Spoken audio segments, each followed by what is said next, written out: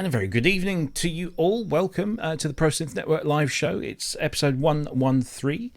And we are not coming to you live today, if you've checked in the Facebook page, you'll have seen the little thing there.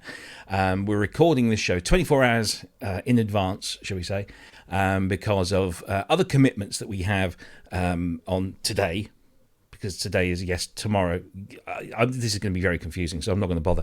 So basically, we've got commitments. We can't do the show live, so we don't want to miss a show. So we're just recording it a day ahead. And we thought it might be a light kind of show because of the fact that there's NAMM's happening, and the news probably wouldn't come out until tomorrow. So we've got some things that we're going to discuss. But before we do that, let us do the housekeeping stuff first of all. First of all, if you haven't already, please do like and subscribe and share and do all of that kind of stuff if you haven't already.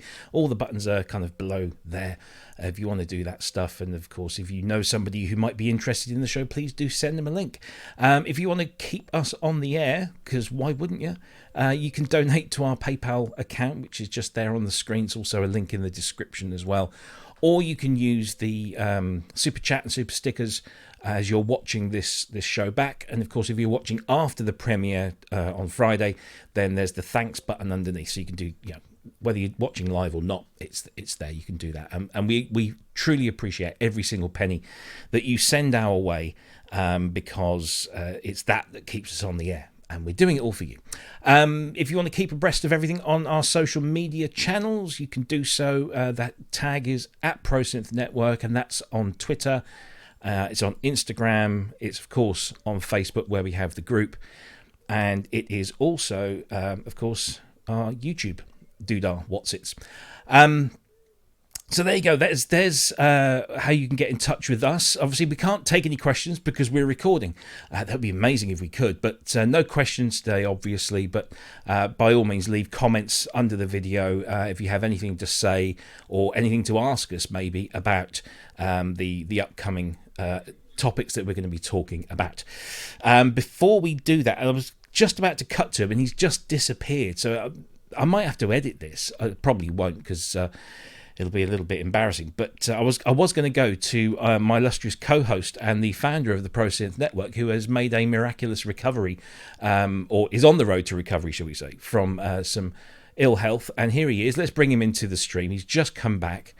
Let's bring... Whoa, not at him. Boom. Ben Simpson. Hello. All right. Seamless. I was filling. I was panicking. I'm sorry. You disappeared. I completely lost audio. Wow. I couldn't hear anything, so I restarted and just got back in time. Anyway, bloody hell! Yeah. How are you? I'm getting there. I've been a bit under the weather, but yeah. I'm feeling a lot better now. Yeah, not quite back, but getting there. you had us worried, but it's good to see your face. Yeah. It's good to hear your voice. It's good welcome to be back. And brilliant stuff. We'll come back to you in just a moment, but I'm just going to go across to our other co-host, Mr. Kent Spong. Good evening to you, sir. How are you? I'm very good, thank you. Good. Have you just finished your tea? Your supper? No. All rumour. All rumour, yeah. How's things in your neck of the woods? All good? Yeah, I fired up the craft work coder today and it made a noise. Nice noise? No, not a nice noise. Well, I suppose making a noise is something. It's kind of part of the way there. Not this noise, no. This noise indicates not good. Okay. No, not good. It's German for this is not good. Yeah. Okay. All right, then. Well, listen, thanks for joining us. And we've got a couple of special impromptu guests that we've managed to rein into the show today, because I wanted to get their input on one of the news topics in particular. I think we can all understand what that might be. But first of all, let us go to the legend, Mr. Ty Unwin. How are you, sir? Legend, my ass. Well, after what you've told us pre-show, you're a legend in my book. Yeah. And we'll leave it there. This is a family show. We'll leave it there. How the devil are you, sir? I'm good, thank you very much. How are you? Yeah, not too bad. Nice to see you in your studio, looking resplendent as always. Yeah, it's kind of living in here most of the time. Busy? Yeah, lots on, but only about another 2 weeks of total mayhem before. Which is good because that's the end of a long kind of 5-6 month segment. Yeah, cool. And so yeah. Be glad to see that out of the way. But yeah, all good. Excellent. All good. Excellent, brilliant. And you might have just seen a clip of him as I mishit the buttons there, but we are also joined by somebody who was with us last week in an impromptu manner, Mr. Andrew Longhurst. Good evening to you. How are you? I'm good, thank you. I'm good. Sad news, but good. Yes, well, we'll discuss that in just a moment. But otherwise, all good in your world? Otherwise, good. A bit dirty and filthy, and doing that whole thing of rearranging the studio, clearing out old shite and taking it to wherever, and just going through a whole redesign at the studio at the moment. So filthy dirty, but progress. Good. Excellent stuff. I don't know, gentlemen, Ty and Andrew, have you met before? I'm not sure. First? I mean, I'm going to go yes. He's going to say no. So, yes, I have. Yeah, we've been on holiday together. We spent many Christmases together. We go back years. Yeah. What I don't know about the inside of his. Well, we'll go into that another time. Yeah, let's not. Let's Good to see you again, Ty. Great to see you again, and I'm convinced, gentlemen. It's brilliant to have you all on the show. And as I've said before, tonight's show is being recorded, so you're watching this. If you're watching this on YouTube, then it's a premiere, and we are a day ahead of you or behind you or whatever. I don't know. This whole space-time thing just does my head in. However, we've got some news topics we want to discuss, and we'll just do a kind of a regular show. Obviously, we don't have your input, people, but please do chat away in the chat rooms as you normally do. Be nice to each other. But sorry that you can't join in with us this week. But yeah, we had to do it this way today. We don't do it often, but there we go. Anyway, we have some news topics, and last week we started off with some really, really sad news about Andy Fletcher, and I thought, after Vangelis, that's an Alan White. I think things come in threes. There you go. And then, unfortunately, very late last night or early this morning, I guess, our time in the UK, we had this terrible, terrible news about the legend that is Dave Smith, and I think that word is quite apt. In this case, 72 years old, which really, we always say this, is no age these days. He's been around in the business for many, many years.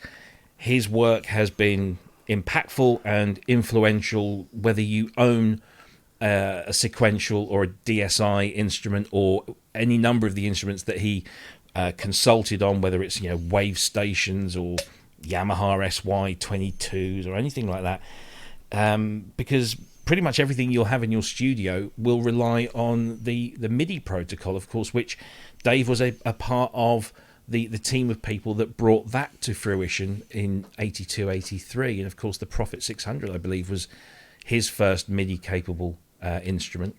And so I mean, just it's crazy. On the eve of NAMM, which makes it even more kind of sort of memorable, I suppose, in a bad way. There's no news, and I'm not going to speculate in any way on the circumstances behind his passing. Unfortunately, he has left us, and he's left us with a huge, huge legacy. And so I'm going to shut up now. I'm going to ask my guests what they think, what their experiences of Dave have been, if they've ever met him, had the pleasure of being in his company. And of course, the impact that his work has had on their careers and their lives. So, I think it's let's go to Ben first, because we haven't heard from Ben in such a long while. So I'm going to put him on the spot first of all, and then he can kick back and relax just a little bit. So Ben, your thoughts on Dave Smith? Yeah, I'm just hugely shocked because he just looked so healthy, and he seemed full of life, and he seemed to be really enjoying what he was doing, and there was no real indicator. You never looked at Dave and thought, oh, he's going downhill here, It's just really shocking that he's gone. It's really, really sad. Like you say, the innovations.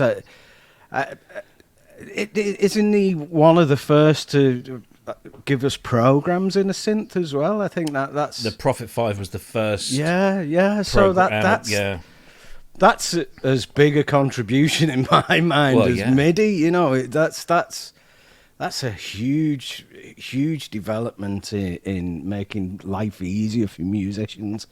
And he was just so in tune with everything. He was like he seemed to know what was needed, and sometimes he went against the trend and stuck to his guns, and that didn't work out for him in the 90s so much, but it all came back round, and it all came good for him again, and it proved that he was right, and just such a visionary, and his products were wonderful. When he reinvented Dave Smith Instruments and eventually got the sequential brand back, it was always like quality. It was synonymous with quality.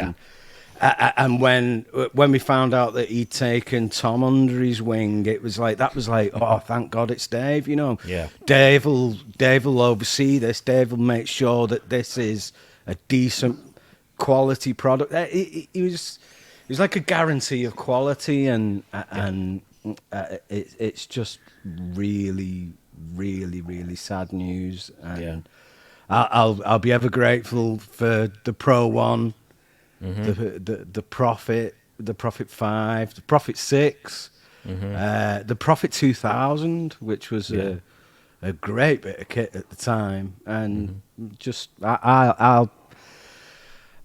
I'm really, really shocked and saddened by it, and I don't want to speculate anything, but I just wonder if he knew there was something up with him, because it seemed like he was getting all his house in order.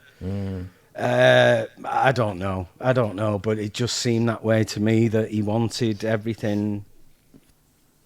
He wanted Tom sorted, he wanted the sequential under the Focusrite umbrella, and he re-released the Prophet 5, which he said he wouldn't do, but he did, and it's been a massive success, and I'm glad he saw that. And it's a big loss. I see what. I see what you say about kind of getting. I've heard that mentioned elsewhere today, that he seemed to be sort of like sorting things out.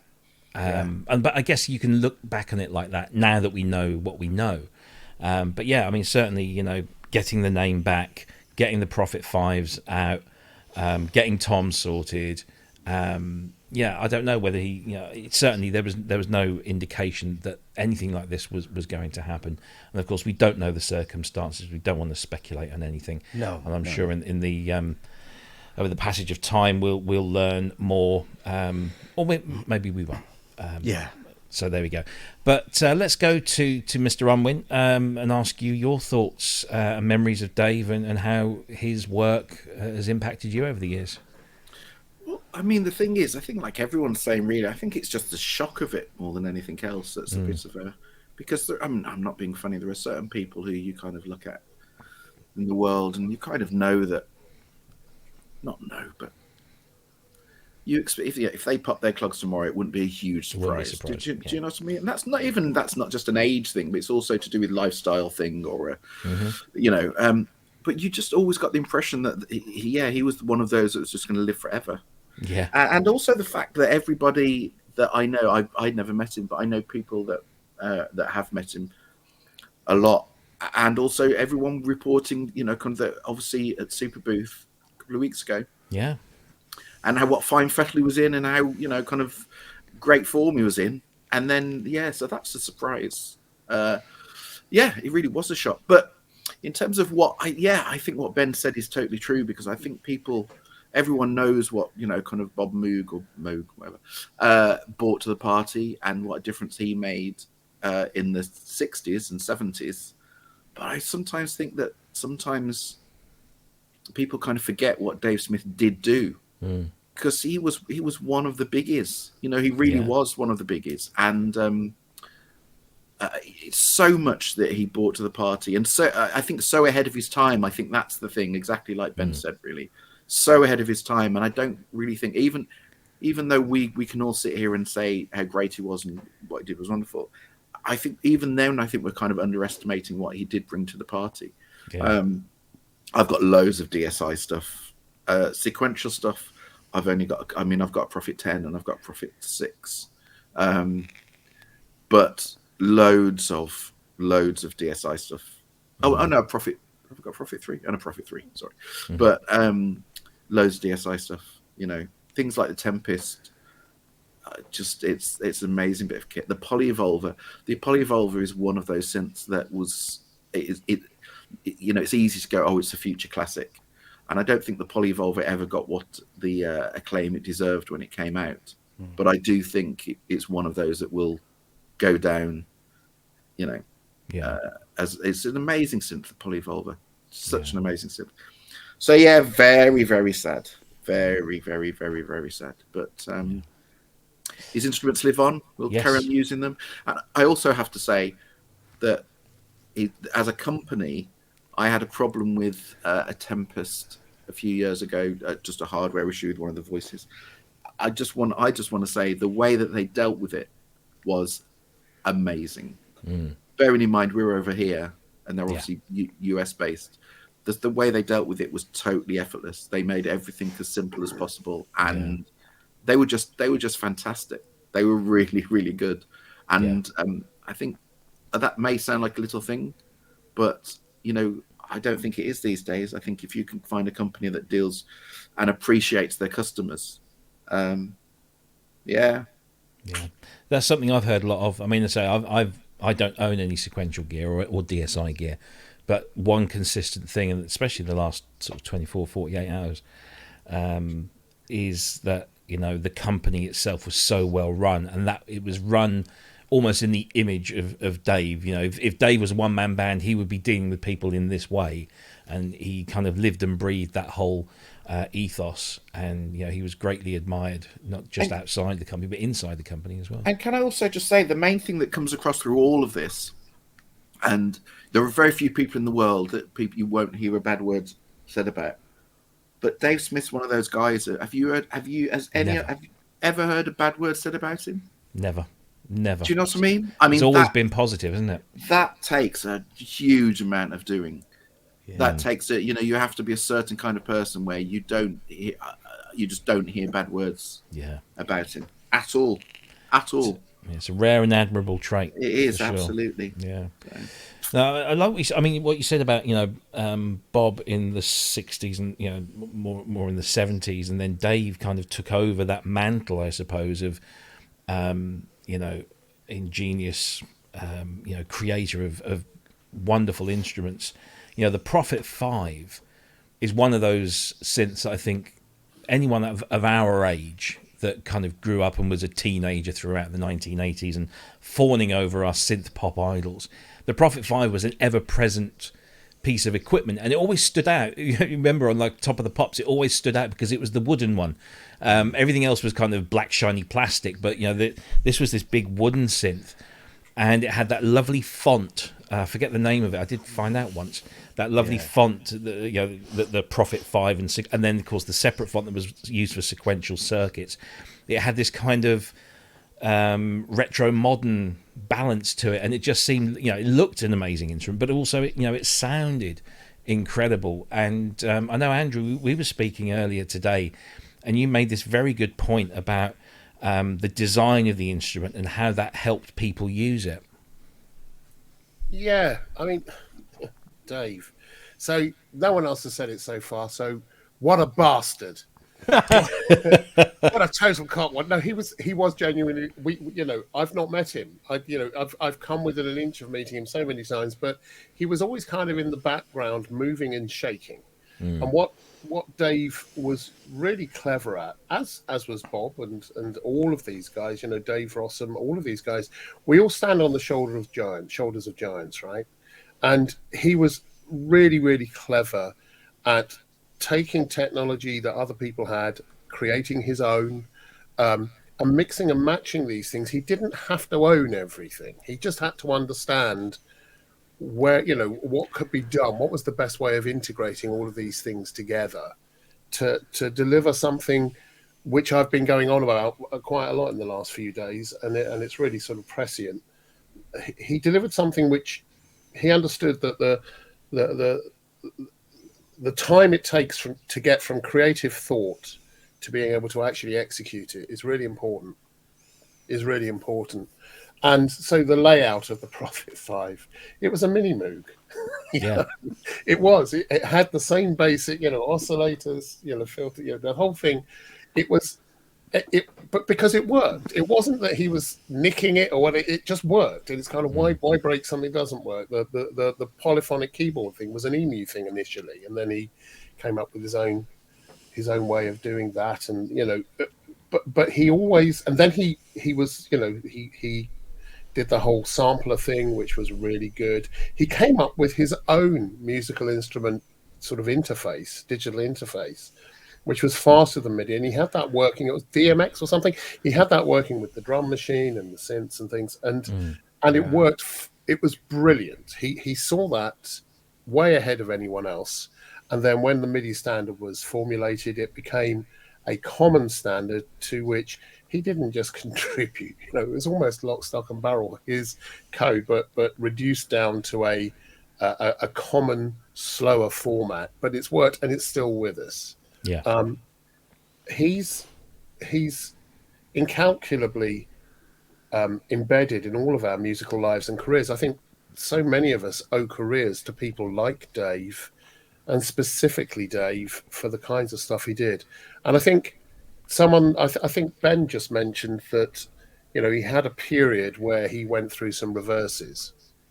And during that period, during the 90s or whatever, he learned a lot about business, which he didn't understand quite so well at the beginning. And I think many of us have been through that. As we get older, we get better at this stuff. We learn the lessons and we take it forward.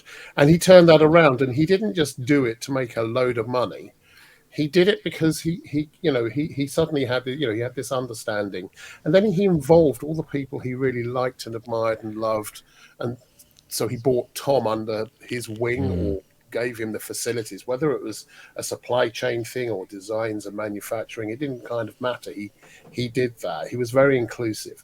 And actually, you're right. No one's had a bad word to say about him. I think my last observation about this is it has been a shock that he looks so damn good, and disappeared. But guess what, guys? All of us here probably have less time left than we've had already. And I think. And on that note, no. There is a point. There is a point to this, and I think I've been looking at this. It's kind of, how do I take all?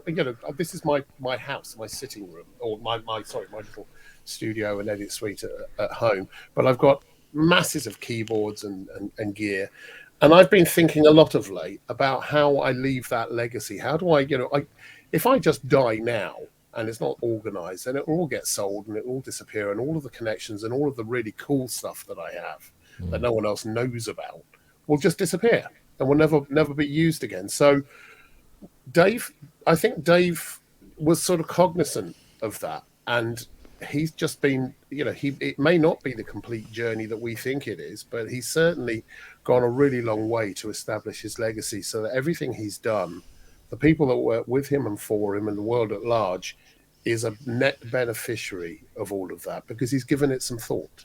Yeah. And I think that's a wonderful and great thing. Yeah. He leaves behind him a fantastic legacy. Talking about MIDI, like you say, he was often called the father of MIDI, and I've read lots of articles where he really gets kind of embarrassed by that, and because he wanted to include everybody into that mix. It wasn't just him. Kakahashi-san from Roland. I know that Fairlight had a little hand in it as well, because their communications protocol was very much in line with what everyone else was doing, and was almost kind of MIDI as it was. So he corralled the industry together. And I think that was probably the biggest thing, was that he got everyone on board, all these companies that had been, doing their own thing and wanting to have their own communications protocol. And he said, look, guys, if we can all do the same, we will all benefit. It's not a thing that we need to be competing against. The consumer will win, and we will win because of that. And so he got all of that together. But he was always very much a team player, somebody who didn't want to be a big figurehead seen by everyone as the genius that he was. It was all about getting the right people behind him and leading by example, and he does that very well. Kent, I mean, you have spent many hours fixing Dave Smith's creations over the years. Some are more frustrating than others, shall we say. But from your perspective as both a musician yourself and as somebody who services and repairs these things, I wonder what your thoughts have been in the last sort of day or so since we've learned this news. Well, I mean, pretty much ditto to everything else that's been said, obviously. But yeah, no, I don't know. No, from machines from the inside, Dave Smith is a completely different person. Mm-hmm. He's the scourge of the tech world, in terms of literally those Prophet 5 Rev 2s, which will live on in infamy. From the tech world, when we pray to our tech god, it's it's like it's a lot, but no, I mean the machines certainly stood out. The stuff that he created was always built with the idea of longevity into them. Mm-hmm. And they last better than a lot of these other machines are falling by the wayside, and the Prophet stuff is strong. But there's loads of similarities between what Dave did with what Tom did, for instance, or even Bob. And it's just kind of sad because it's another another entity in the world that has gone, and it's not, these people aren't being replaced. True. Because this is from an era where companies had a name or a face that represented the machines that were being made, and there's less and less of that now. You just companies, and nobody, a lot of time nobody knows who runs them or what, or who designed this, who designed that. That belongs to Novation, that belongs to Focusrite, that belongs to whatever. Yeah. So so it's another bit of that era that we grew up through has moved on. Mm. Yeah, for sure. Yes. There is something that I just wanted to share with everyone, because Wave Shaper Media are a company that have been doing a number of electronic music documentaries over the year. They're the people behind I Dream of Wires, for example, which is that big modular movie that came out a few years ago. They're also the people behind Electronic Voyager, which is this soon-to-be, we hope, upcoming movie of Michelle Mokusa on her travels, learning about her father through speaking with the people that use his gear. But they've been doing a range of interviews to supplement their channel on YouTube, and also their movie content. And this afternoon they actually released a previously unseen interview with Dave, which was back from 2014. And I was having this conversation, I can't remember who with, so I do apologise if it was any of you, but we were talking about how these people are leaving us, and we really do need to document their time and their history and what they did, and get them to talk about what they did. People like Dave Spears have done that to great effect with movies like Bright Sparks, and there have been other movies about other luminaries within our industry. But I just thought this was nice that they put this out, because it shows at least for 30 minutes we've got a capture here of Dave Smith talking about his history and himself. And it's available on the Wave Shaper Media channel. We'll have links under the video, hopefully very soon. And it's a completely unedited half an hour talking with Dave, and so you can just about hear the questions in the background, and then Dave will give his responses. Okay, well, going back a little further, I have a degree from Cal Berkeley in electrical engineering and computer science, and I also played in bands in high school and college and played the piano when I was a kid and so forth. So I had a background both technical and in music. And then one day, early 70s, a friend said, hey, there's this little store that's got this synthesizer in it. You ought to go check it out. And I said, well, that sounds pretty cool. That's kind of right up my alley. So I went to look, and this is in 1972, and the synthesizer was a Mini Moog. And I had no idea how it worked or what it did, but I had heard about synthesizers, so it sounded interesting. So the next day I went to the company where I was working and did our credit union, got a loan, and went back and bought it. So I bought this Mini Moog, one of the first 200 or 300 built, I think, back in '72, and I actually still have it, and it still works, which is kind of cool.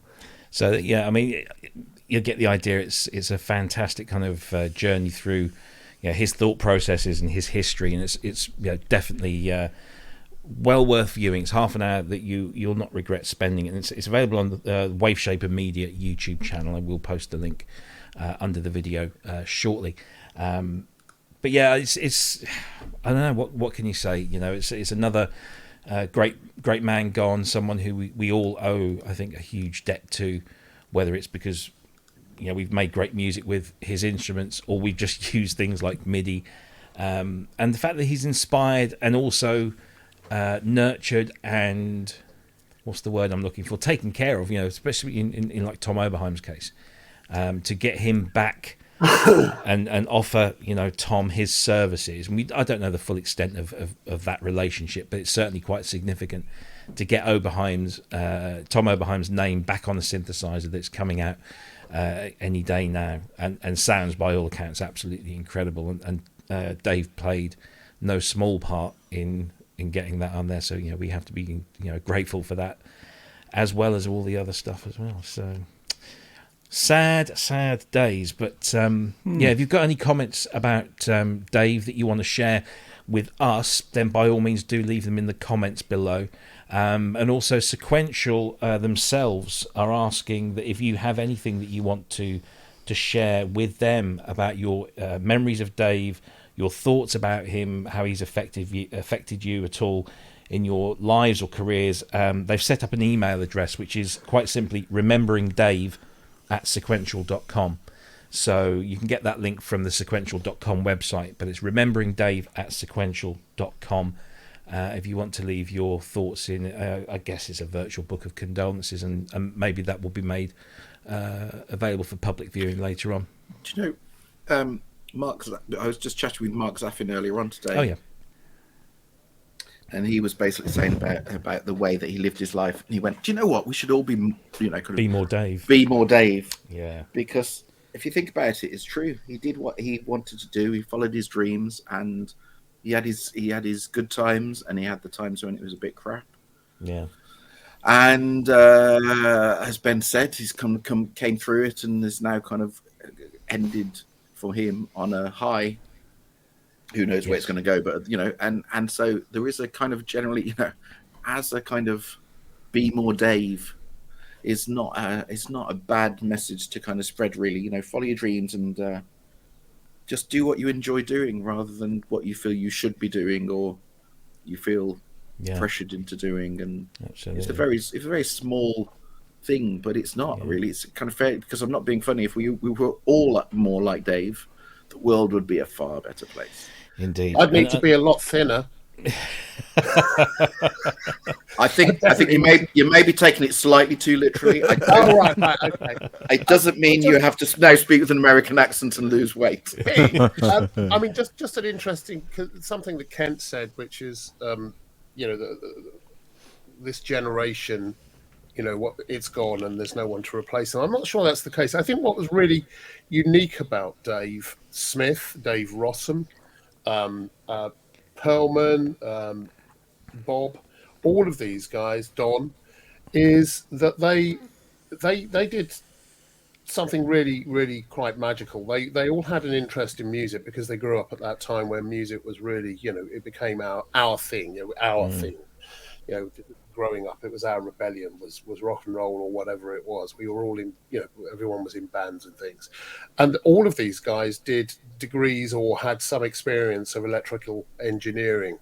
And what made all of the things they designed so ridiculously special was, I've mentioned earlier about the magpie thing of taking lots of different technologies and go, well, that would solve that, and this, if we do these things together, it will work.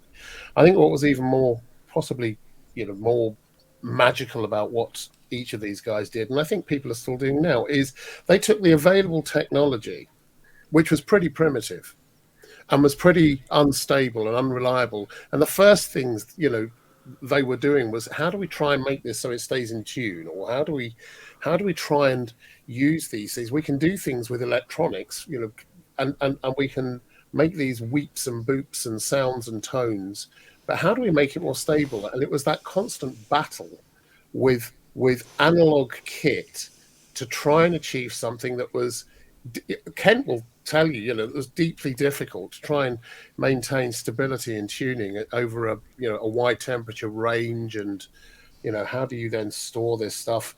And I think where we've gotten to now, that's kind of passing through and is almost gone. I hope people still work with analog. It looks like that's going to continue because there's something rather lovely and organic about it. But there are other challenges, and there are other barriers that the latest generation are facing. I mean, just look at the Hydrasynth guys and whoever. There are lots of people out there doing unique things. I think we've kind of, the next batch, their challenge is to find the limits and try and work around those. And whatever comes out of that, and I don't know, but whatever does come out of it will be, I hope, as groundbreaking. Maybe it won't, but I hope it will be as groundbreaking. I have great optimism going forward. I think the other thing, though, is the fact that what people forget is that if you look at the people we call greats, they also made shitloads of mistakes. And I don't want to say mistakes as in their mistakes. They did. You're right. But what they did was they basically pushed the boundaries. That's the thing. And they would if you look at them, it's fairly consistent. They'd get some level of success with whatever they were doing, and then didn't sit on their laurels. They would sit there going, okay, let's push this forward. I mean, you look at things like the 6-track and the Max, and the 6-track and the Max, for example, are just almost considered as has-beens, And if you actually look at what the 6-track did, that was so ahead of its time. Suddenly having 6 mono synths, fair enough, because it followed the interface protocol of the day, i.e. no knobs and whatever. But the reality is, to suddenly have 6 mono synths in one box. The Prophet 3000, this was the Prophet 3000. They were trying to push the boundaries. It was always going to be a flop. And then you look at ARP with the Avatar. You look at, kind of Moog. A lot of the stuff they did towards the end, which was just not wrong, but it was just they were trying to push the boundaries, and some worked and some didn't. And I think that's what people forget, that those are the innovators, the people that try to do something a bit different, that they try to go that extra mile to be original. Even if, as you say, in a kind of, it's original, but it's kind of actually just kind of, there's a magpie effect of pulling in lots of stuff, but at least trying to be different. And sometimes that feels like it's gone. Sometimes it just feels like everyone's just playing safe. And so I love the fact that when companies try to, just take it out of the box a bit and try to do something different. That's why I love things like Hartman Neuron and things like that. Again, that's another one. It's always going to be a failure, but what a beautiful, beautiful, beautiful failure. So, Indeed. Well, there we go. I think we just finish on this and say thank you, Dave. Thank you for everything that you've done, and hopefully people will continue to do in your name for many, many years to come. Right, let's move on to some cheerful, maybe slightly more positive news, and hope that we don't have to do that again anytime soon. Of course we will. Yeah. You mean Ben? You mean Ben's back? Hurrah! Well, that's yes. different. Yeah, that deserves I thought I a was cheer, next look. to go then. So, of course, today's been press day at NAMM in Anaheim because Winter NAMM has been shifted 6 months into the beginning of the summer, because of obvious reasons. I don't know whether it will stay that way. I guess they'll probably just wait for feedback, or whether it'll be back in January again from next year. But anyway, NAMM is upon us in person. People are going, people are meeting, and today was press day, which by all accounts is like a very concentrated affair, rather than the big expanse of all the halls. Everyone kind of gets into small spaces, which again, in the COVID times you might think maybe they're going to do something slightly differently. But anyway, we were expecting a whole raft of news to start rolling out tomorrow, which is technically today if you're watching this on the premiere. So Friday, basically Friday the 3rd of June is when we're expecting the first tsunami of news to come. But we've got a few little tidbits, and I think the one that has excited me the most in the last few weeks is this emergence of a new instrument from a new company. And we spoke about these guys, I think was it last week or the week before. They're called Groove Synthesis. I might be wrong, but I have been told that at least one of the people behind this is ex-Udo. So I don't quite know what the connection is there. But these guys clearly have a vision, and the vision is to bring something along that is, how should we say, inspired by a classic of, an homage to something of a classic from back in the day. This video literally came out yesterday, I think it was. This is the multi-track demo, so it has a very much of an 80s feel. But have a listen to this, because this does actually sound really, really nice. Turn the volume up maybe, and that would I'm buffering now. There we go.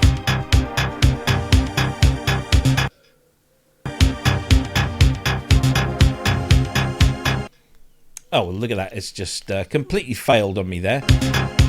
Oh, no, we're back. We're back in the room. I'm going to set something else up, maybe.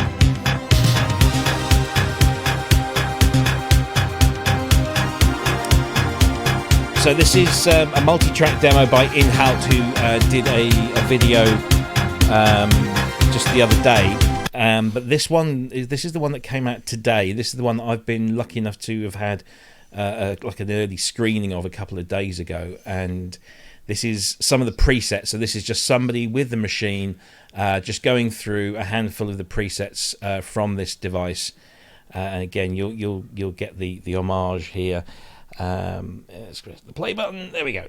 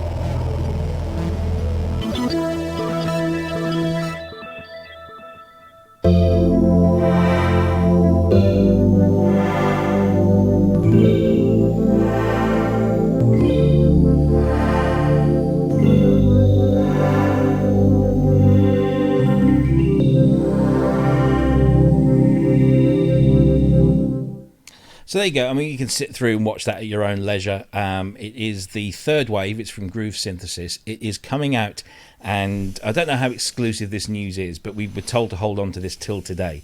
So it's coming out. It's going to start shipping in August. Late August is the plan. So they've got the chips. They are building these things, and they're going to be in people's hands very, very soon. The price is $3,795 US. There was an indication that 50% deposit would guarantee you, one of the first units. That's, I think, since been retracted, or certainly not. It's not the case anymore. I don't know. The best thing to do is to go to groovesynthesis.com and find out more about that. But I'm just going to whiz through the specs here because they were very kind to send me through this. So, 24 voices, 3 oscillators per voice, SSI 2140 analog low-pass filters designed by Dave Rossum. Digital state variable filter. It's 4-part multi-timbral with a built-in wavetable mixer. 48 wavetables with 64 waves per table, 32 legacy PPG waves with room for another 16 of this type, 32 high-res custom wavetables, 32 high-res user wavetables, 7 high-resolution modelled analog waveforms, linear FM, unison with variable voice count, 6-stage wave envelope per oscillator with variable time and position that can be looped, optional wave flow for smooth or stepped wave transitions, per oscillator glide, oscillator sync. That filter that's designed by Dave Rossum is a 24 dB per octave slope, variable saturation amount with optional resonance compensation. The state variable is a 12 dB per octave slope, continuously variable between low pass, notch and high pass, with an optional bandpass mode. 4 ADSR plus delay envelopes, 4 low frequency oscillators, triangle sine, sawtooth, reverse sawtooth, square, pulse 1, pulse 1, pulse 2, pulse 3 and random. I could go on. The list is incredible. There's also a built-in custom wavetable maker, sample to wave functionality.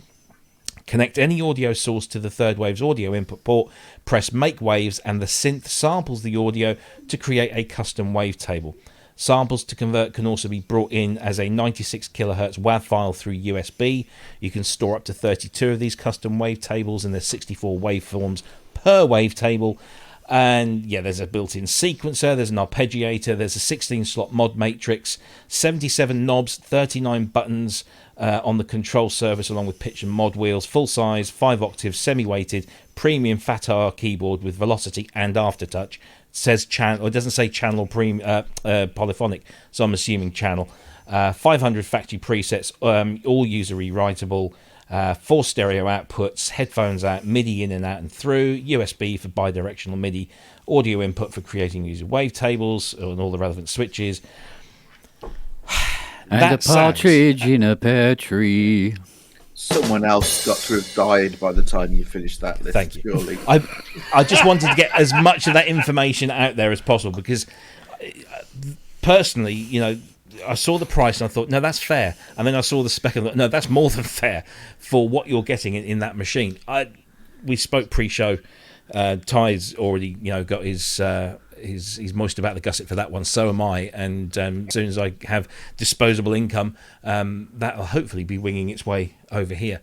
We spoke about this last week. We didn't really know too much about it. Now we know the spec, we know the price, we know the ship date, and we've seen a number of different videos. Anybody got any comments they want to make on this one? Ty, you've said you're going to get one of these, Ty, so come on. The thing is, I mean, it's the only reason not to get it was the fact that I've got quite a few wavetable synths, and it, you know, a lot of the stuff it's going into is verging into kind of wave station type territory as well, which is obviously all developed from a similar kind of house. The only reason, I mean, I've got a Solaris which does a lot of this as well. There's a lot of stuff about the Solaris, but obviously not with the analog synths, analog filters. But the filters on the Solaris are incredible anyway. So there's a lot of crossover. That would be the only reason not to get this, but I just think it looks such a great package. Because and it's as you blue. say, Because it's blue, yeah. I think the price is. You shouldn't belittle the fact that it's still $4,000 almost. You know, No. so £3,000, whatever. It's a lot of money, but again, it's that if you actually look what's in there and what it's doing.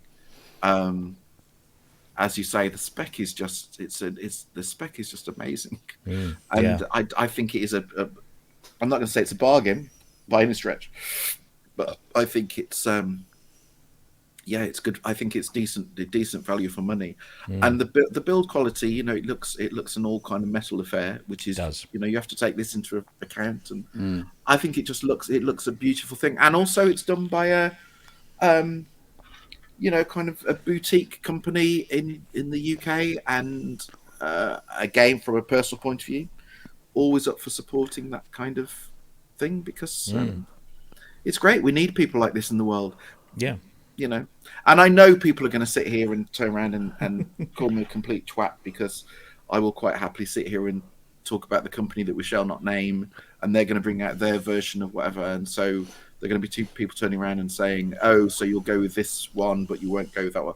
But this, as you say, this is a homage to, this is very influenced by, it's not a copy. It's way beyond, isn't it? Way beyond. If you can't see that it's way beyond what a PP, this is kind of the equivalent of the PPG plus the wave term plus the, what was the other thing they did before they went under, the wave.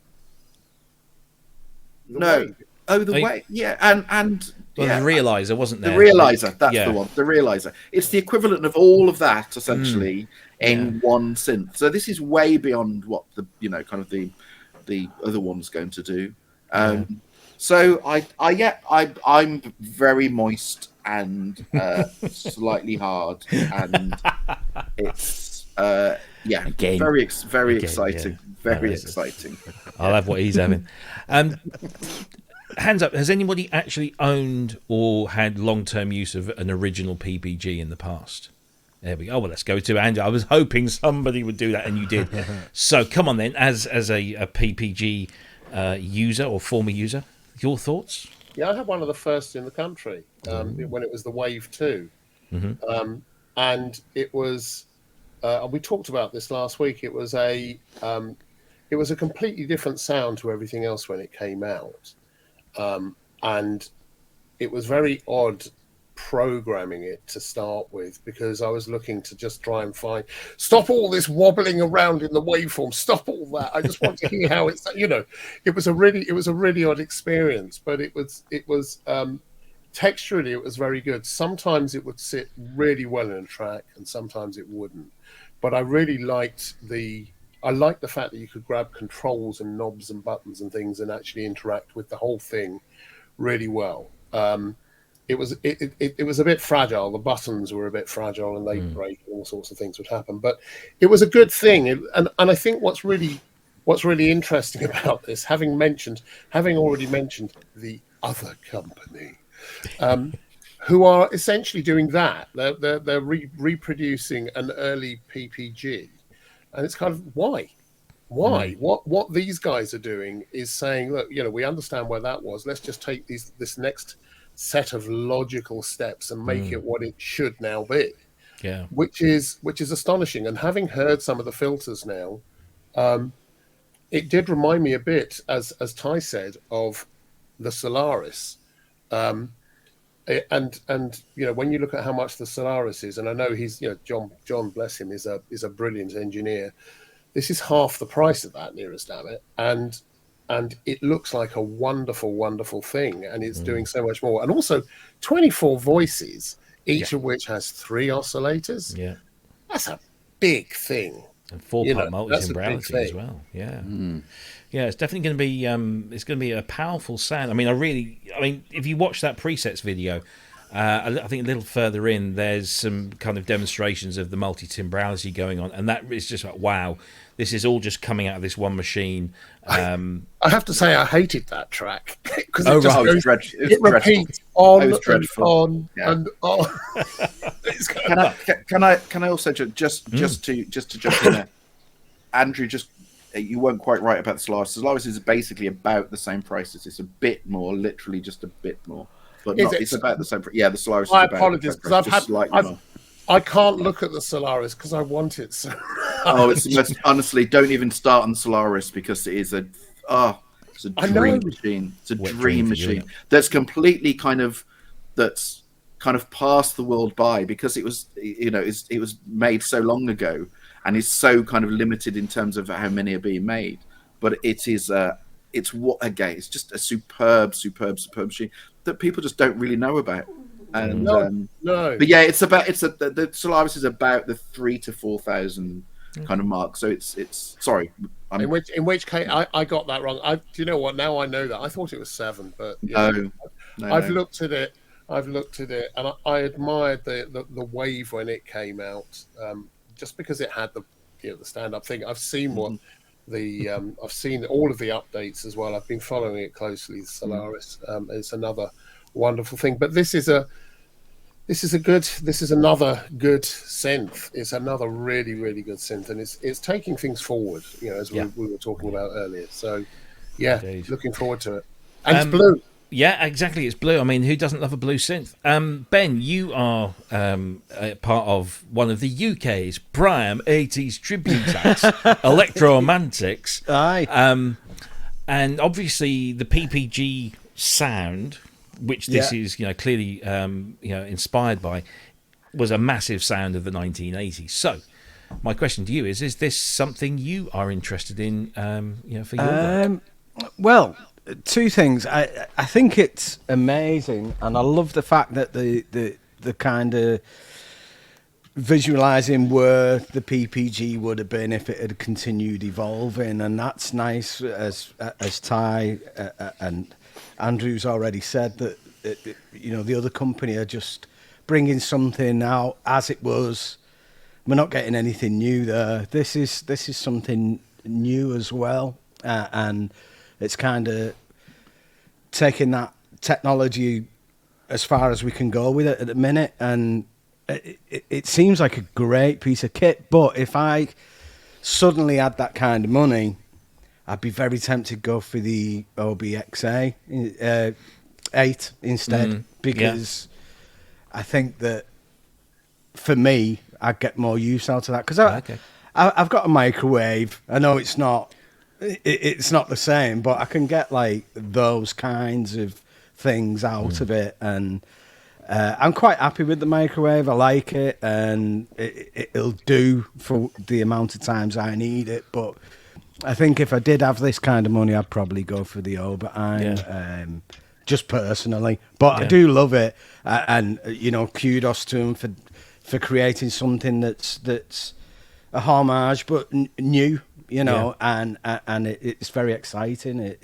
I can't wait to possibly try one out. Definitely. But it's not high up on my personal list because other things are. What a time to be alive that we are able to have that choice of, do I put my money on a new Oberheim, or do I put it on one of these, or do I put it on a new Prophet 5, or do I put it on a Hydrasynth? We've got so much great choice at the moment, and considering the environment that we live in today with short supplies and delivery times and all this kind of thing, it's amazing. It really is. Do we know how long each of the wavetable samples can be? Is it still a single cycle, or are they? What's the story there? Because that would, extending that out would actually make a huge difference. I'd love to do a plucked library. Right. So according to this, the 16-bit resolution, 1024 cycles per waveform. Converted automatically to cover the entire keyboard range, flexible wave sampling length. I don't think there's any mention there of. Well, that's actually that still, if you've got 32 of those, 32 or 64 of those per wavetable, then you could break up the different elements of a 64 waveforms per wavetable. Yeah, that's interesting. The fact that you can build your own, that's the kind of stuff that interests me. So It's and it's blue. And it's blue. Just in case we hadn't mentioned, it's blue.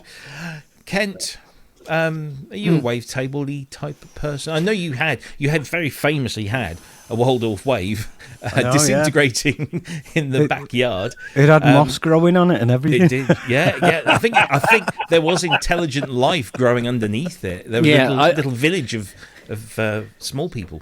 Well, I was going to throw it in the skip, but it literally turned around and went, no, don't.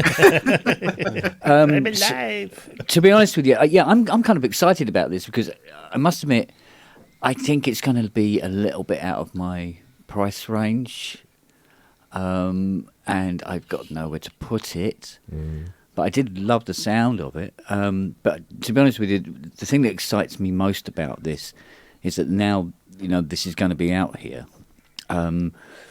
is the fact that I'm not going to have so many people bringing wave, PPG 2s and 2.3s to my door because they are all full. Yeah. So they're horrible to work on. So, to have something there that people can go, oh, do you know what? Let's go and put this back in the cupboard and go and get one of these. Mm.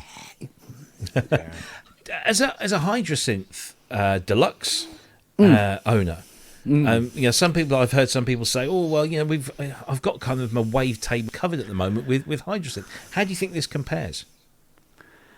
I think there's a sound to it from what I've been hearing from the videos and stuff as well, which I will lay at the feet of Rossum, definitely. That feels that analog low pass. There's an extra layer to it. There's fizziness, isn't there? Yeah, it's not just the it's another wavetable synth. There's more. There seems to be a lot more to it. There's big thighs on it. Do you know what I mean? Big thighs. Yeah. It's big blue just, thighs. Yeah, because a lot of the wavetable stuff, the early stuff as well, there was a dreadful thinness to some of it. You got to admit, which this doesn't seem to possess. So yeah, I think we'll see. We'll see what happens. I mean, if one rolls around like at 2.5K second hand, all scratched up, I'll have it. Yeah, yeah. I was hoping that they might get one to Gearfest in London, but I think that's going to be too soon. But maybe, just maybe, hopefully they'll get one to Synthfest, and we can certainly we can get our grubby mitts on one as soon as possible. So I've been speaking to the guys just to try and get some more information out of them, and hopefully they'll be able to tell me when and where there are going to be some that we can try and get a much better idea on. But anyway, there you go. That is the Groove Synthesis third wave. I must admit, it's not the easiest thing that rolls off the tongue, but it's a lovely, lovely thing, and it sounds great. And just keep an eye on groovesynthesis.com for more information. It's blue. And it's blue. Absolutely, it's blue. And I keep seeing Ty's Solaris in the background. You know what? Oh no! The Solaris isn't. No, it's not the Solaris. It's Schmidt, isn't it? It's a Schmidt. That's a Schmidt. Yeah. Yeah. What are those Schmidt?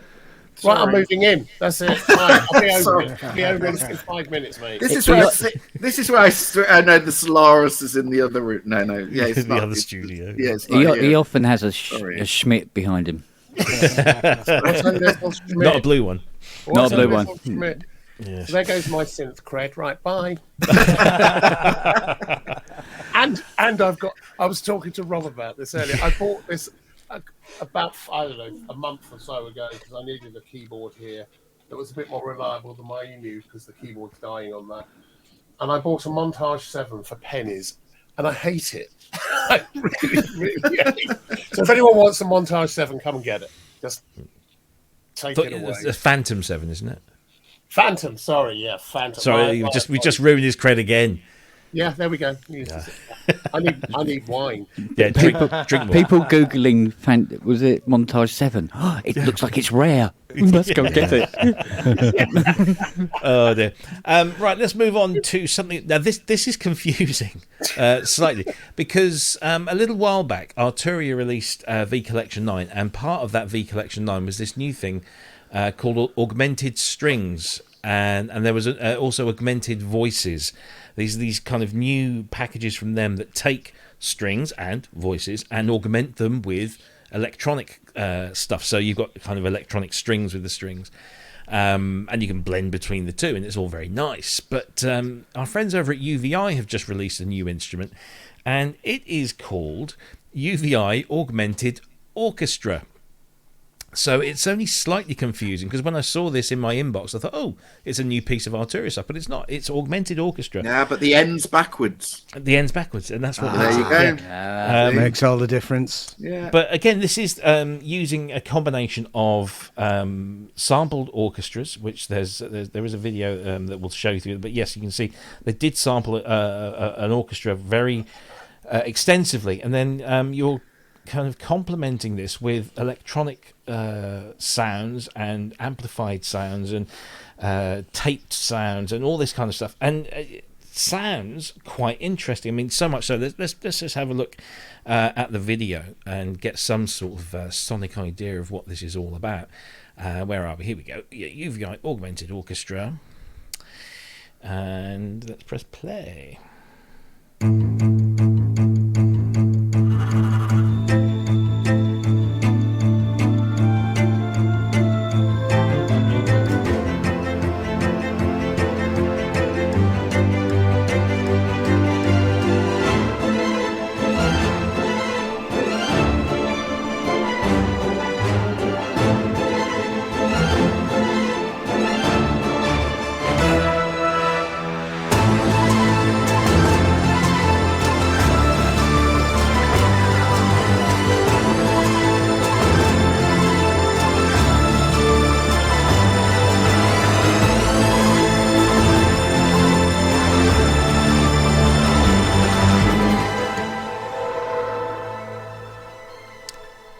So there you go, Augmented Orchestra. It's available now, and it costs should be €299, but as UVI always do, they launch it with at least a third off. It's €199 at the moment. But of course, as we mentioned last week, UVI have just got this new thing called Sonic Pass, which is their subscription system. €24 a month or €240 a year, and you get everything that UVI does, absolutely everything, and this is all part of it. I think we should probably go to our resident orchestral scoring musician who's pouting there like, oh God, they're coming to me again. I mean, yes, what? So yes, Ken, tell us, what do you think? I think the video left me going, so what's it do? Yeah. And also, I thought, well, if they're going to be mixing synthesizer and orchestra things together, and I was going, isn't that like Thrill? Ty will know what I'm talking about. No, it's not Thrill. It's not Thrill. Okay. So yeah, I'm still going, so what is it? Yeah. What's it do? Well, I think you have to delve deeper into the videos to find out. I have to say that little trailer doesn't really tell you a lot, to be fair. Yeah. You do have to delve deeper into the videos. The thing is about, okay, first of all, UVI stuff. I love UVI stuff. Really love UVI stuff, and I use it a lot. And this should tick every box for me, because this is what I kind of have to, as you said, on a day-to-day basis. Combining synths and electronica with orchestral stuff is just what I do. And so this is kind of like a one-stop shop for me, or should be. But I've watched all the videos on it, and it's it should be an automatic buy. Do you know what I mean? It's 199 quid. It's what I do every day. I love UVI, and yeah, I've watched all the videos, and there's just nothing that's made me go, wow, okay, this is doing something different to what I've already got. And I think, and this is no disrespect to UVI, because they're great gear, but if you want all the best orchestral libraries, there are lots of companies that do a better job than this. If you want all the kind of synthesis and the development of orchestral with additional synth electronica, there are companies that do better than this. And so for me, this is almost like it kind of falls in the crack in the middle.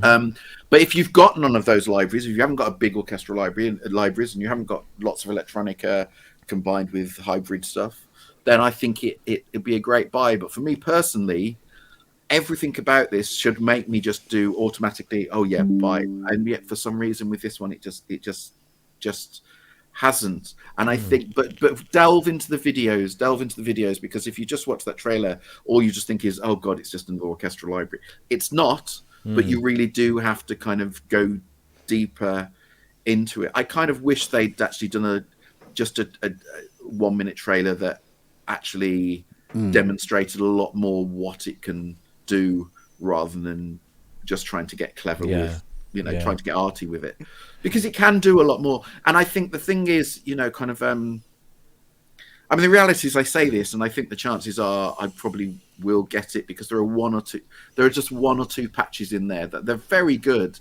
And all I kept thinking when I was watching it, thinking, I can get exactly this kind of sound, exactly this kind of effect. But I know for me to do this, I'd be loading up, kind of 4 tracks from 4 different libraries. And I know for a fact I could just load this in and it's just be there. So I think from a time saving or a kind of quick and easy, I think, there are 1 or 2 really beautiful patches in there, but generally speaking, UVI, great company. But what does it do?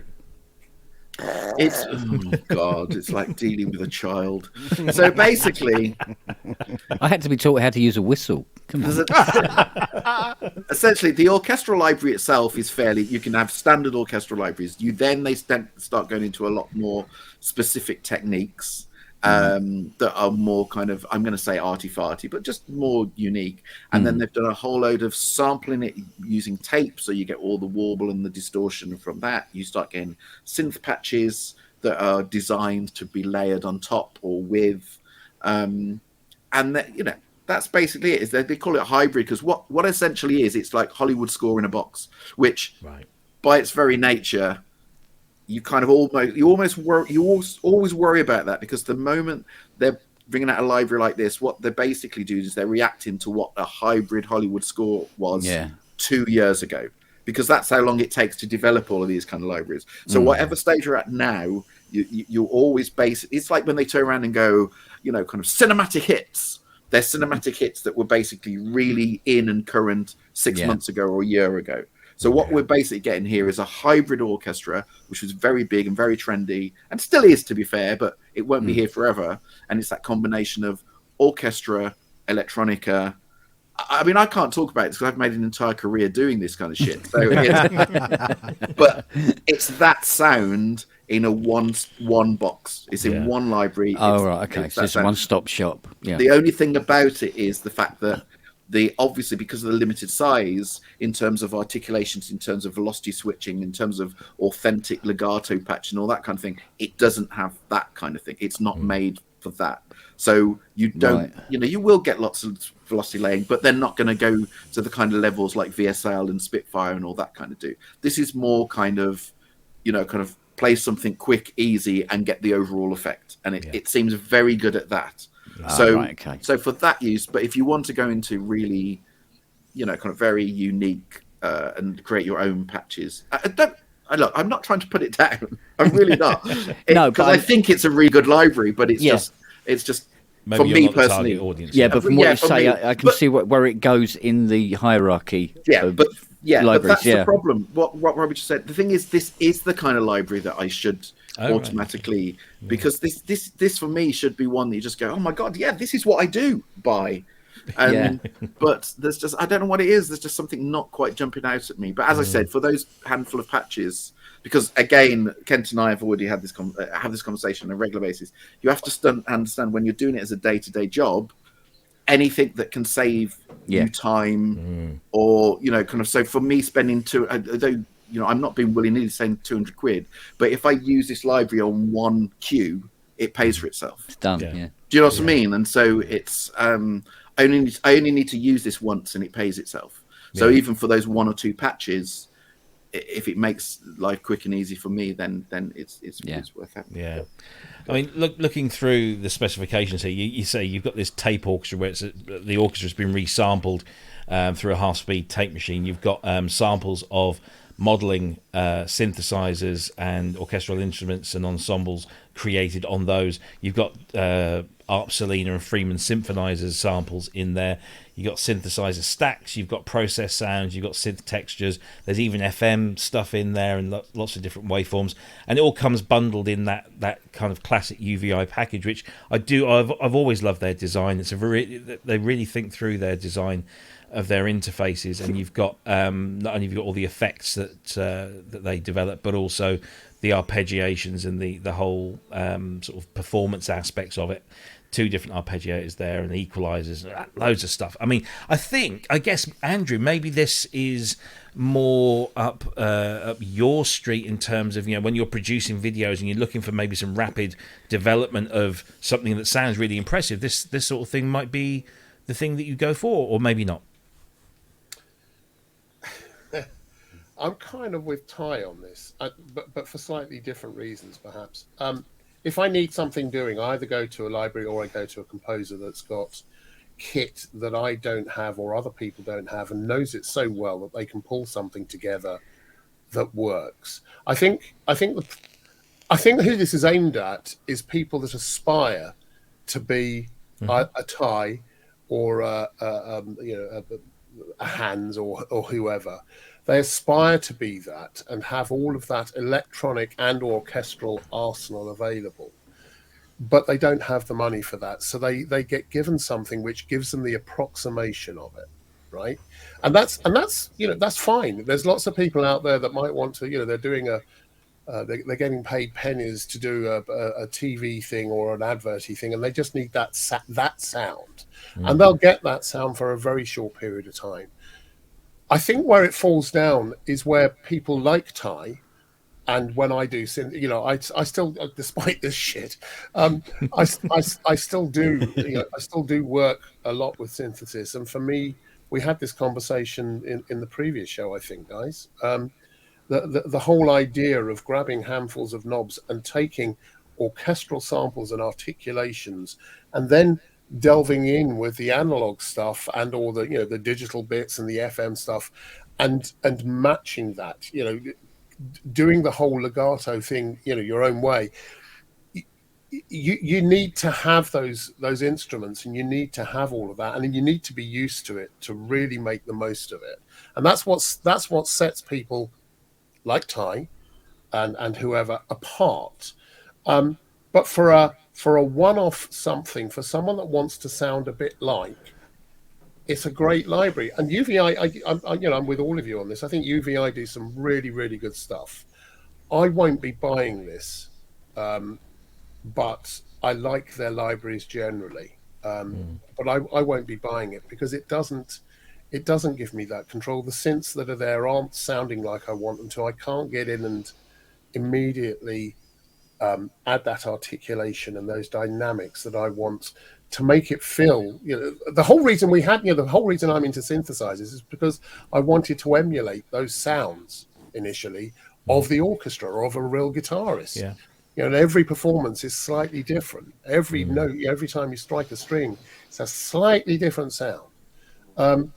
That's what I wanted, and this doesn't give me that. This gives me a very predictable set of results, and there are some very interesting sounds in there, and I can see why for Ty this would make, it's a kind of as I was saying again last week, there are some libraries the subscription model works for me. If I use one of those big libraries that cost me £1,200 a year, I can that's a couple of days of my guy's time. If it's got that stuff in it, I may not use it for the rest of the year, but guess what? 2 days pays for it. 2-3 days pays for it. So I can see having it, but for me, no. It's a no from Andrew. Is it a yes from Ben? Well, what it actually does for me, which I don't think anybody's touched on really, is the inclusion of this kind of makes that sonic pass thing almost irresistible to me now, because it covers so much. Like I've always thought of UVI. I really admire the company. I think the stuff actually sounds great. I've got like quite a bit of the stuff. I've got the synth anthology and the emulator stuff. I've got the was it a Chroma, Rhodes Chroma that he did? I've got that and some other bits, and I can guarantee that when I use them, they're always gonna sit well in the track. They've got, like, I use synth anthology a lot of the time for basses, and I found that like some virtual synths don't have that rich bottom end, but the UVI stuff, with it being sampled, it's got like a really good bass end quality to it. And Yeah. I always find that it's the useful sounds that the editing is limited, but for what I want to do, it's often just a change of a bit of attack and filter alterations. It's small things which is covered in the interface. But I do think of UVI as being vintage vault, and this is more the remit of Native Instruments or higher end like Spitfire and stuff. So I think the inclusion is maybe also to make this Sonic Pass more appealing to somebody who's maybe can't afford like 4 subscriptions a month.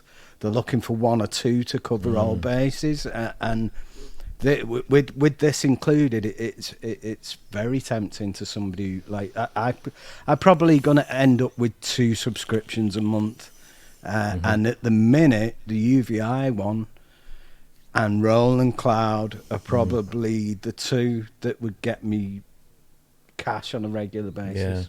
Yeah, because as we said last week, the Sonic Pass, the UVI's new subscription model. When you think about the cost of it, compare it to say Roland Cloud, and then you look at what you're getting for your money in terms of variety and scope.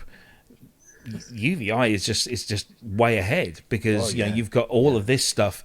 You've got orchestral stuff. You've got vintage analog, vintage digital. Albeit it is samples. It's it's not modeled plugins or anything. But they have great effects as well. I mean, I love Spark Verb as a reverb, and the other stuff that they do. So it's a huge range of stuff. And can I also just say, because I haven't even looked into the Sonic. I just don't do subscriptions whenever I can. So I kind of buy all the stuff. But so obviously Falcon's in that. Yes, everything. Well. Okay, well look, even if for nothing else, if you haven't explored Falcon is it's an amazing bit of kit. And the fact that all of those libraries that, as you say, are so great, those, as they call them, sound banks. They can you get over the fact that there's not that much editing that you can do on the individual instruments, because the moment you load them into Falcon, they basically just become the basis for all the synthesis within Falcon. Yes. So if you want to, you basically take, I mean, I've got them all, but you take all this, like the CS, all the vintage vault and all that kind of thing, you load them into Falcon, and you have all of the engine, you have the Falcon engine that you can edit anything on. And Falcon is phenomenal. That I've always said this before, kind of if you had Contact, Omnisphere and Falcon, you can do anything. That's the bottom line. Those 3 is a go.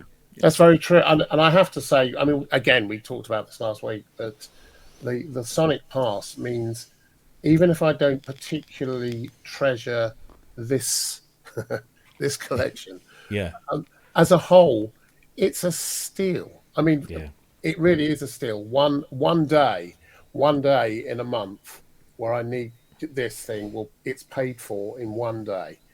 Using Sonic Pass for a yearly thing, and I don't particularly have a problem with subscriptions. I'm just looking at the software they've got. It's just nuts. It is totally. I mean, if it literally is everything they do. Because I've bought all of that. I've bought everything they do, and but it's just, as I said, it's one of those that a lot of UVI stuff makes it into my template, which for me is kind of that's kind of the test, because I've got so much gear. Does it make it into my template? And a lot of UVI gear does make it into my template. So it's great stuff. Yeah, indeed. So there you go. That's UVI's Augmented Orchestra, not to be confused with Augmented Voices and Augmented Strings from Arturia. They're both French, but they are different. Vive la différence, as they say over there. That was awful, wasn't it? I'm sorry. Sorry to all our French friends. But Augmented Orchestra is available now at €199. It's normally $299. But of course, if you have the Sonic Pass, it's already included in that, along with everything else that UVI do, which just represents great value for money. $24 a month. I know it is. It's a no-brainer, isn't it? Really. So let's do a couple of just a little things, nothing really to discuss, unless of course you have a burning desire to do so.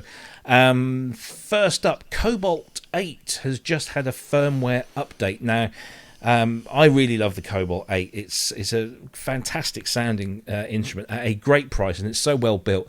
But they brought out a version of it called the Cobalt 5S.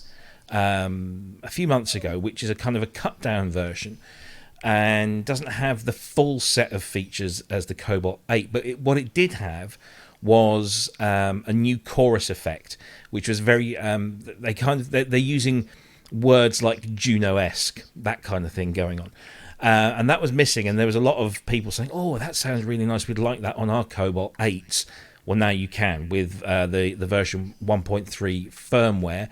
All you got to do to get that, if you've got a Cobalt 8, is to download the latest version of the Modal app, whether it's on your desktop or your tablet, and then you'll then be offered the 1.3 firmware update free of charge.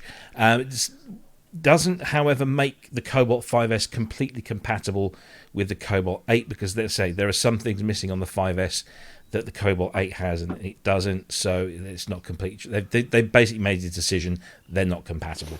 But you've now got this really nice second chorus effect. So that's available now, free of charge. There was also this little bit of news. So Hands Up Here, who's been influenced by the album An Electric Storm by White Noise from 1969. David Warhouse, Delia Derbyshire, and Brian Hodgson. I have it. It's a classic. It's a classic. It's very. British. Do you know what? It's very much of its time. But that's not a bad thing. No, and it's set many people on their tracks. Absolutely. I mean, it's it's a period for me. It's a period piece, but a very enjoyable period piece. Absolutely. Well, David got in touch with me the other day and asked me to tell everyone about this, which is the new album from the current incarnation of White Noise. So originally it was David, Delia, and Brian. Delia and Brian left after that first album to pursue other projects, mainly with Radiophonic Workshop and other things.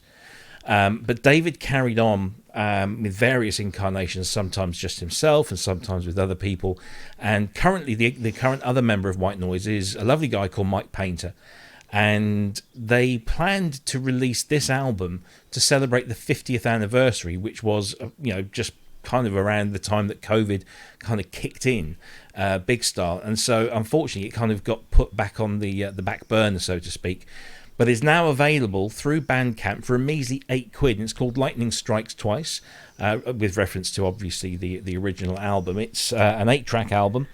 Some of those tracks are 12, 11, 13 minutes long. It's experimental electronic music, and it features David on his incredibly phallic but wonderful kaleidophone, along with the Maniac sequencer, which I've seen the original in his studio, but he's now recreated it completely in Native Instruments Reactor, and it does so much more. I mean, I looked at it and my mind just went, ugh, and I pulled a funny face because I have no idea what was going on, but David was doing these wonderful things with it.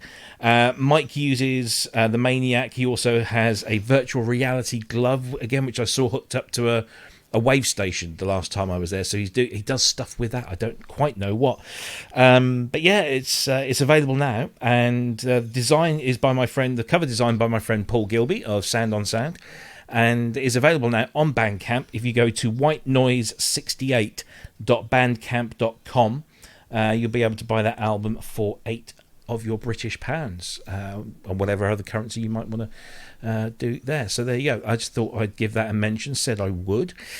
So let's move on to another sample library, which I think we're all of an age that remembers these sounds with great fondness, and maybe not so much great fondness. As a drummer, I always wanted a Simmons drum kit because it just looked amazing, and of course it sounded unlike anything else. Now you can get the classic sound of the SDS5 in a plug-in instrument, or sorry, a library for Contact. Let's have a listen to this.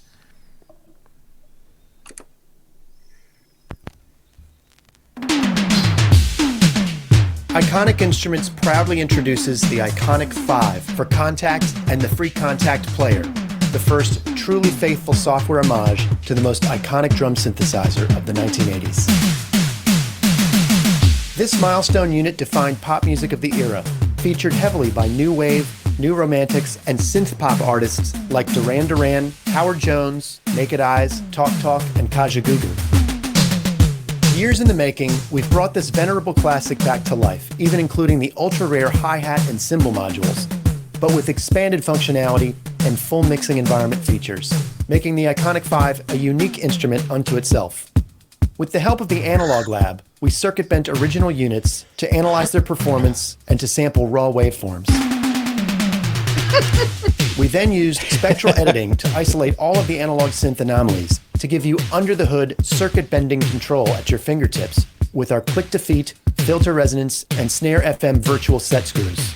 Okay, so we get the idea. This is a pretty faithful recreation of the SDS5 drum modules that generated the sounds that were made with those glorious hexagonal Simmons pads, which I know someone who's got some of these, and I'm so envious, even with my modern day mesh head kit, which is so much easier on the wrists, as the actress said to the bishop.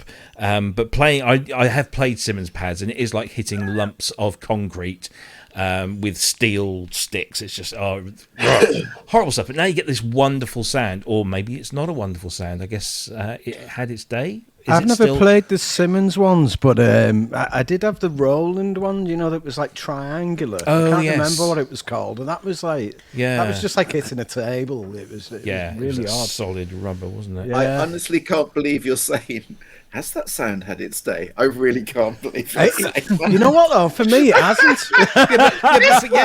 It's like, Ben, this is his bread and butter. I've been using this daily. It's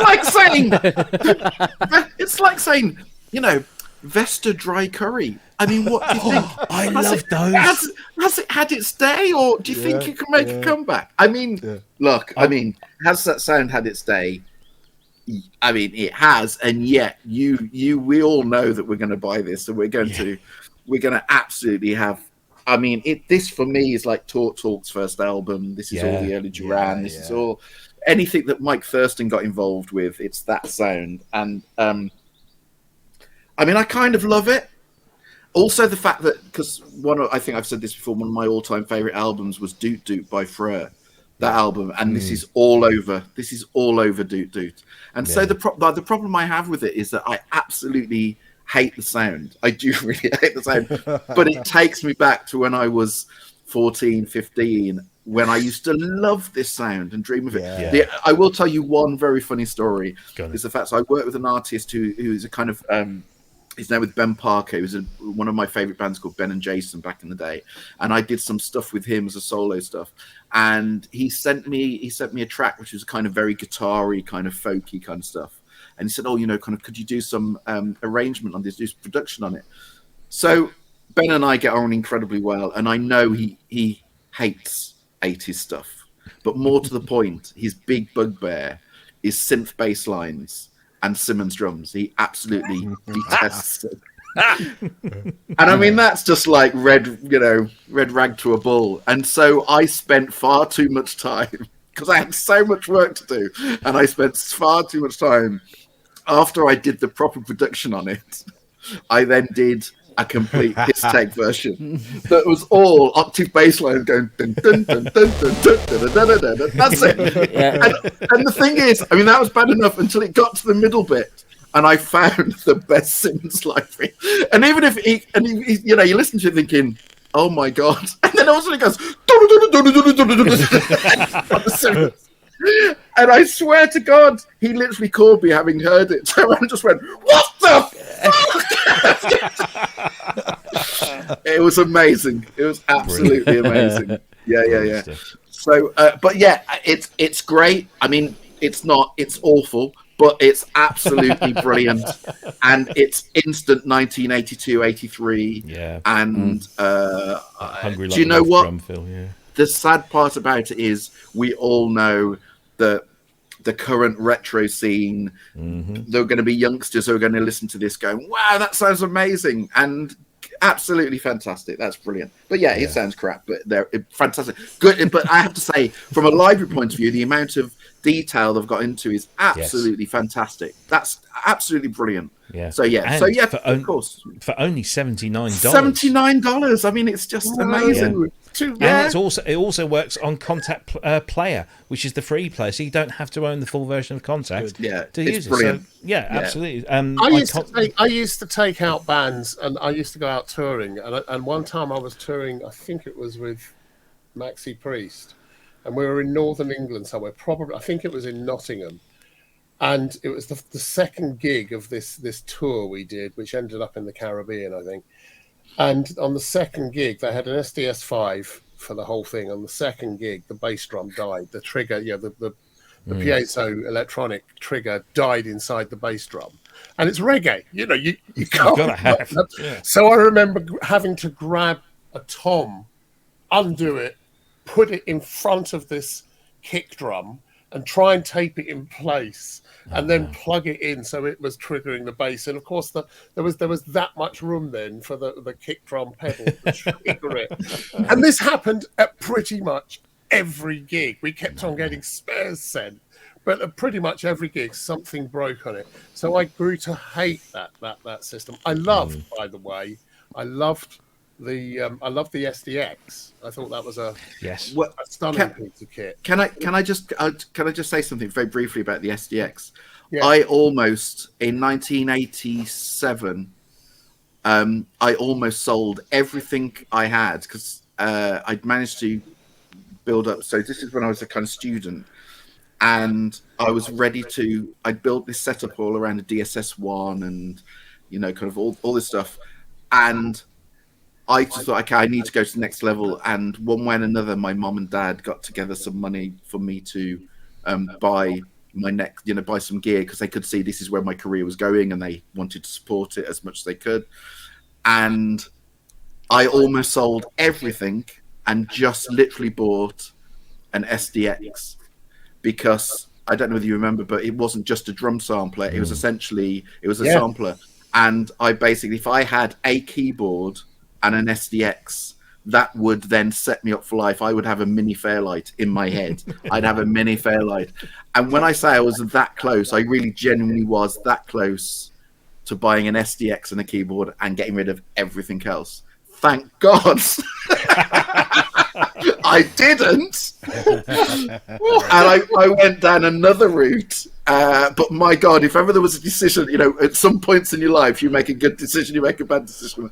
But I dread to think what would have happened if I'd gone down the SDX route, because literally I would have bought it. And 6 months later, it would have been, oh, no. It's all crap now. None of it works. So, but yeah. I was put off buying it by Bill Bruford. He was doing drum clinics at the time, because he was their sort of their thing. He played with it in ways that were astonishing. He made it sound so appealing, and the sampling side of it was extraordinary.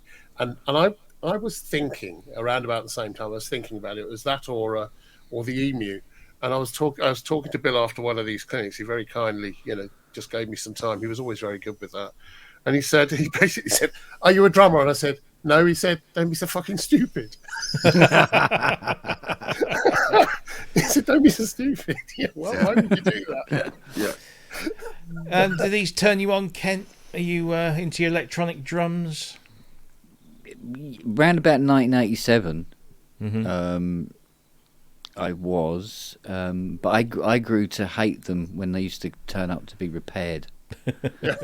Because it's like, So again, something that's going to keep these coming from the door. Yeah, bring it on. Brilliant. Yeah. Excellent product. Buy. Please buy it. Do you know what? What I find hilarious is genuinely, because I've got a TD. What have I got?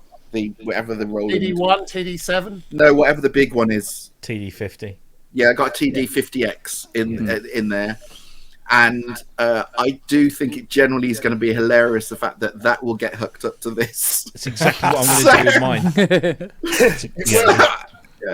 I'm going to be playing this beautiful kit, just playing these absolutely dreadful sounds. Yeah. I shouldn't say dreadful. I mean, they are, but they're not. They are, but they're not. But they are. When I heard this, it really did. I thought I've got to put my drums back up just to be able to play completely. This thing. So yeah, it's going to happen. I mean, just out of interest, I do remember in the 80s being in studios where SD5s were used, and you'd record them, and then you'd go in and you'd be mixing these things, and you'd be gating and compressing them to try and add the real click and putting some reverb on it to try and get that little bit of air to make it. And it just occurred to me one day in the middle of a mix, I just thought, why am I doing this? Why don't I just get some... I was trying to replicate real drums. Yeah. And I just got a drummer in and we replaced the whole lot, and it suddenly just came together and went, oh, that's what I was... Well, that's basically, look at Spandau Ballet for that. Yeah. That's what happened. Spandau Ballet... full of this, and then suddenly you know that Steve Norman woke up. Not Steve. Was it Steve Norman the drummer? No, he was the percussionist, wasn't he? Yeah, who was the drummer? No. Oh, geez, Roger. Whatever his name was. Whatever his name was. You know that he just woke up one morning and went, "Why am I playing this shit? Why don't I just use my drums again?" It looks amazing, though. It does. Yeah, I know. Yeah. Ben, obviously, these drums are the sounds of many of the tracks that you play live. I'll be buying this straight away. I agree. The sound has had its day for most uses, but for me, it's very useful. And it looks as though you've got a lot of control as well, which is handy. I was thinking about. I was working on drums the other day, and I was wishing that I still had walled-off attack, because that used to be. You used to be really able to get into the sounds and edit it how you used, to get it perfect. And I reckon that this has got a similar amount of control, and that sound is just, if you're doing early Duran or Talk, which we do Duran already, and we want to do Talk. It's lovely to have something this authentic on it, And of course, it comes with, as they said, the hi-hat and cymbal modules, which are apparently quite rare. Which is, it's weird to think that, isn't it? That back then, all you when you look back at Top of the Pops, not that is a barometer for any kind of standard of performance, but. You'd have the guy. I remember John Moss would be setting over Culture Club. He'd have these, the hex pads. And then they'd have real cymbals and a real hi-hat, and it was just, oh wow, that's a weird combination. But that's probably because the modules weren't that widely available. But of course, there was another US company, I think, called Cat, that made pads and things, and they had these long bars. That's right. That you could use for cymbals. So those were turning up on things. I have to say, looking at it now, I am beginning to get that sort of, I wonder can I now, with hindsight, make it sound any better? No, the thing is, but that's not the point. The answer I can tell you is a resounding no, but we're still going to buy it. What I find amazing about this is that we all know, apart from Ben, obviously, who will make genuinely good use of it because of what he does, but we all know that we will buy this. And we know that we don't really like the sound that much, but we're buying it because it's going to take us back to 1982, 83. That's what it is. And which is fantastic. And, kind of the fact that you can do that for $79 is just, it's amazing. It's absolutely brilliant. Yeah, I mean, this honestly, from my point of view, which is hilarious to say, I think it sounds shit, and it gets 10 out of 10 from me. That's like the Cherry Audio Quadra. They've done a marvellous job with it. Quadra. But it sounds like a Quadra. Which is not a great sound, but I still had to have it. I had to have it. It's one of those things, isn't it? Well, there you go. That's Iconic V. It's available now from iconic.nyc. That's the web address, www.iconic.nyc. And it's currently on offer, $79. And full price is a mere $99. So fill your boots with that, and you can pretend you're Roger Taylor or whoever to your heart's content there. Let's have a look at this one. So, we're big fans of WIDI over here. I've got a whole bunch of them, and Kent's had a few. He's had sort of like a mixed experience, shall we say. And I'm going to come to you first, Kent, so get ready. But this is the new thing. that CME are producing, and it's basically two products, and it needs just a little kind of explaining. So there's two products. One's called the Thru 5 WC, and the other one's called the Thru 6 BT. And the WC doesn't stand for water closet, it stands for WIDI core. So for $39 you can get a 1-in 5-out MIDI through box with physical 5-pin MIDI connections for $39, which is not bad. You can, at a later date, for a mere $29, add in WIDI if you feel that that's something that you want to have. So you can add Bluetooth MIDI to it at a later date. Or you can just pull the trigger on the Thru 6 BT, which is the same as the Thru 5, but has that WIDI built in from the factory, and is $69 for that. So it's 1 physical in, 5 physical outs, and then 2 so in and out with the WIDI as well. So basically it's a 2 in 6 out with the WIDI hybrid version, shall we say. As ever, CME's way of doing these things is if you sign up to say, I want one of these, you don't put any money down, but you will be guaranteed 30% off in their pre-sale program, and they're hoping to have these out in the next few months. So as somebody, I use WIDI a lot in the studio, and they have a grouping function built in, so you can set a number of WIDIs within your studio environment to act as a group with one controller that will feed all of them. This just makes more sense than having to kind of configure these individually. You just get this box and you plug your controller in, and then you can control all this stuff through the Thru box. Kent, you invested in a whole bunch of these after speaking with me, and I do feel horribly guilty that you've not had the best of experiences. But is this maybe what you were looking for? In terms of this, even with the grouping, the bottom line with this is don't bother unless you are using a Mac. Right. End of. Because Bluetooth and it's just wireless, just Bluetooth no. and MIDI is not a good thing. Yeah, I've done every conceivable combination. No. Mm-hmm. And that's more a fault of the Windows operating system than it is the way that CME. This is nothing to do with the protocols or the product, anything like that. This is simply that Windows just no. You have all the components in place, you have everything set up, and it will just go no. So yeah, I mean, like I say, like I said yesterday, I'm going to go Mac now. Whereas the ones I've got and this stuff as well will be a boon. It'll be wonderful. It'll be great. Yeah. They should literally on the website put you got a PC, go away. I think this is also going to be quite useful to people that do use their iPads and stuff for this kind of thing. But Ben, I know that you bought a couple, didn't you?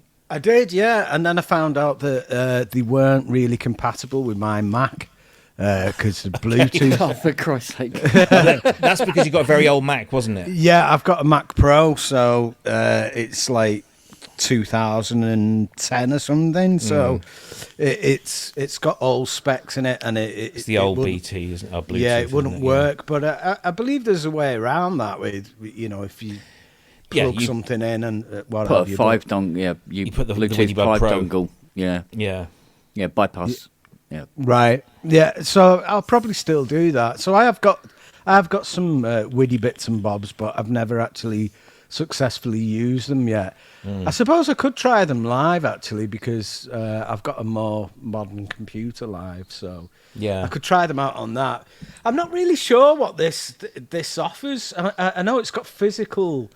But how would this fit into, say, my setup here? Would I connect it directly to the computer and have WIDI connected? Oh, there you go. Well, there we go. So yeah, I mean it's essentially it's a WIDI through box, and those have been around for years. I mean, it's not really inventing anything new here, but it's giving you the ability to have a Bluetooth device connected as well. So in this example here, you're powering the unit through 5-volt USB, so whether that's from your host computer or a USB pack or whatever.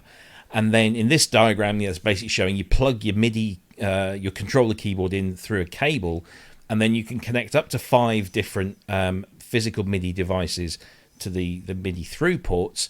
But you can also connect a computer, and vice versa. You could do it the other way around. So you could have a Bluetooth controller connecting to this, and then connect that being able to control 5 physical outputs. So 5 physical instruments from that. So there's different ways of doing it, and I guess you could also use this to sequence those things from your computer, whether you're connecting your computer or your tablet via Bluetooth or via the wired thing. So it's just kind of giving you that flexibility. They did talk about doing something similar to this last year, where it was purely Bluetooth MIDI, so it would be like 1 in, I think it was 1 in and 3 out, or 1 in and 4 out wireless connections.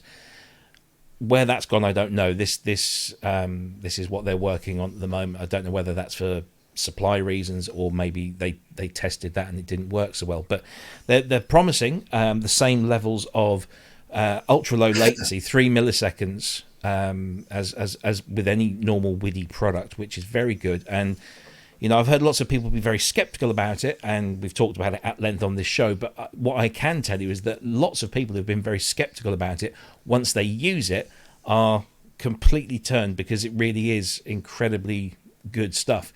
And again, the whole live thing, I'm seeing more and more people using them live. It will be interesting to see how that holds up long term. Ty, Andrew, does wireless MIDI hold anything for you? I'm guessing not of your studio base. You're all kind of wired in, and I still do live. We do live gigs from time to time. Kind of can't not go out and do a live gig and take a mountain of gear along and get paid 30 quid for £100,000 worth of gear on stage, kind of thing. Yeah. It's kind of, you just have to do it. I have to confess, I'm still using these, Psychologic M16. Mm-hmm. I'm still using the is it the Quark? Yeah, the Quark LRM2s, which is the long range MIDI things. And so I just stream from one, from front of house to to the to stage, and I just link up what I want.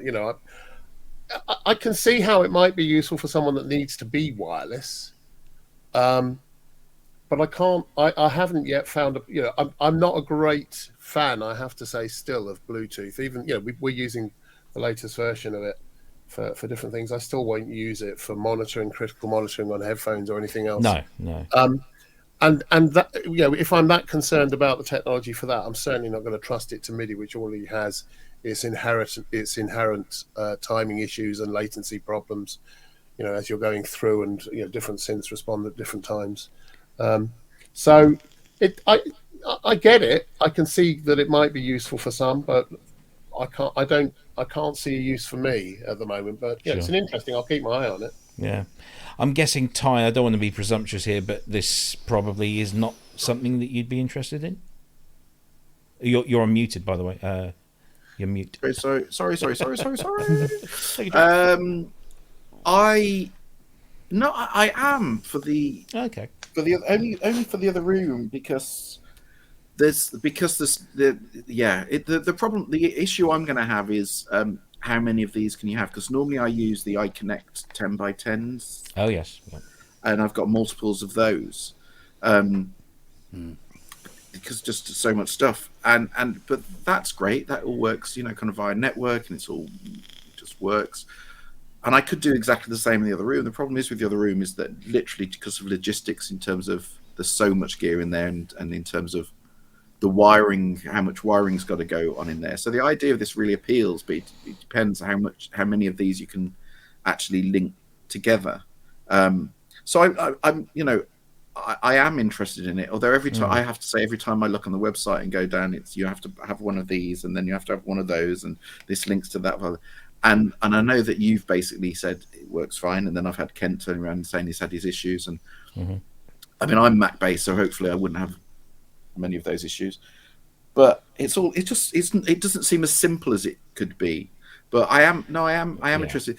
The only thing I would say is, in terms of the live stuff, you would never catch me trusting anything Bluetooth or Wi-Fi or anything wireless live, because I will tell you for a fact, everyone I know that does live stuff that has even vaguely tried to go down that route has had nothing but nightmares. So I can honestly say anything Bluetooth or wireless live would never go anywhere near it. No, and until they prove otherwise, and yet to be proven.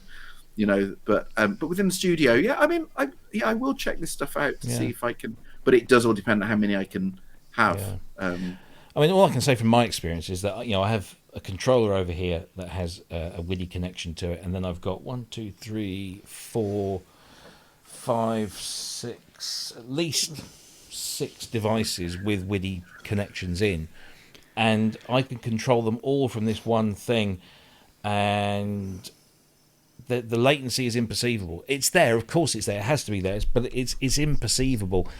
And for me, what it's done, and I say this every time, it's just relieved me of having loads of cables draped around the back of my desk, and and they're not cheap. Certainly good ones aren't cheap.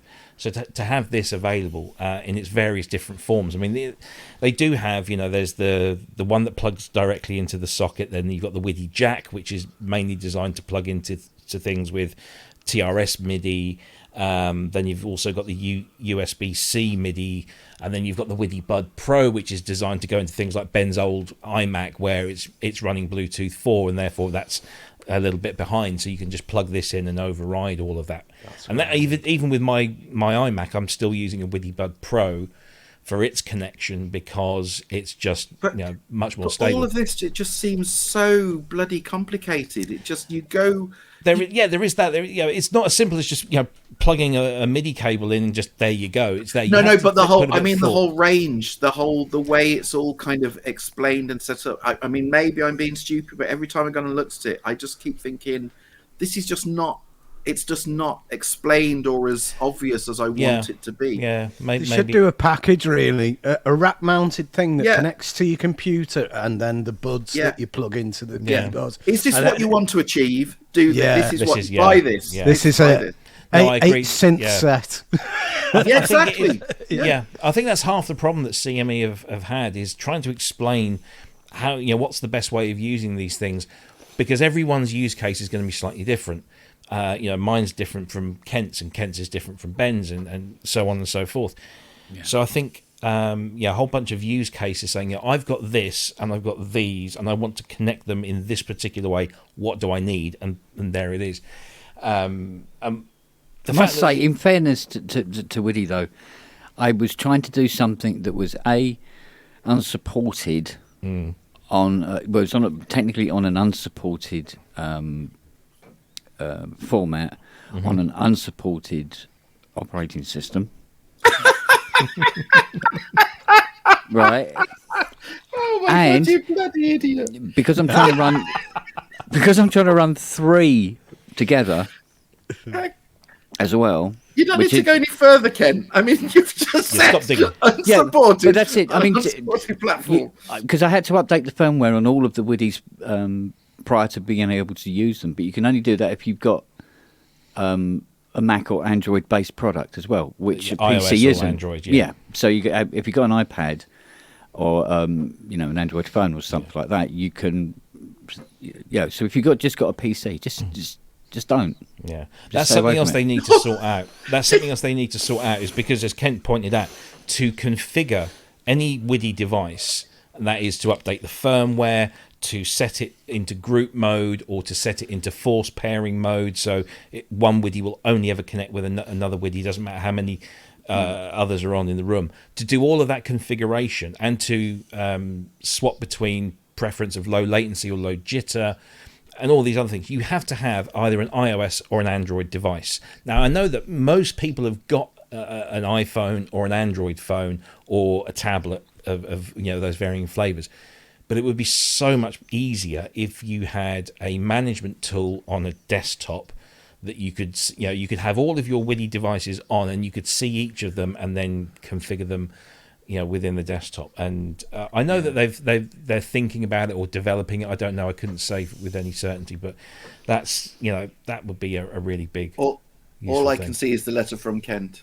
Dear CME, why doesn't it work with Windows XP? Signed, Mr. Spong.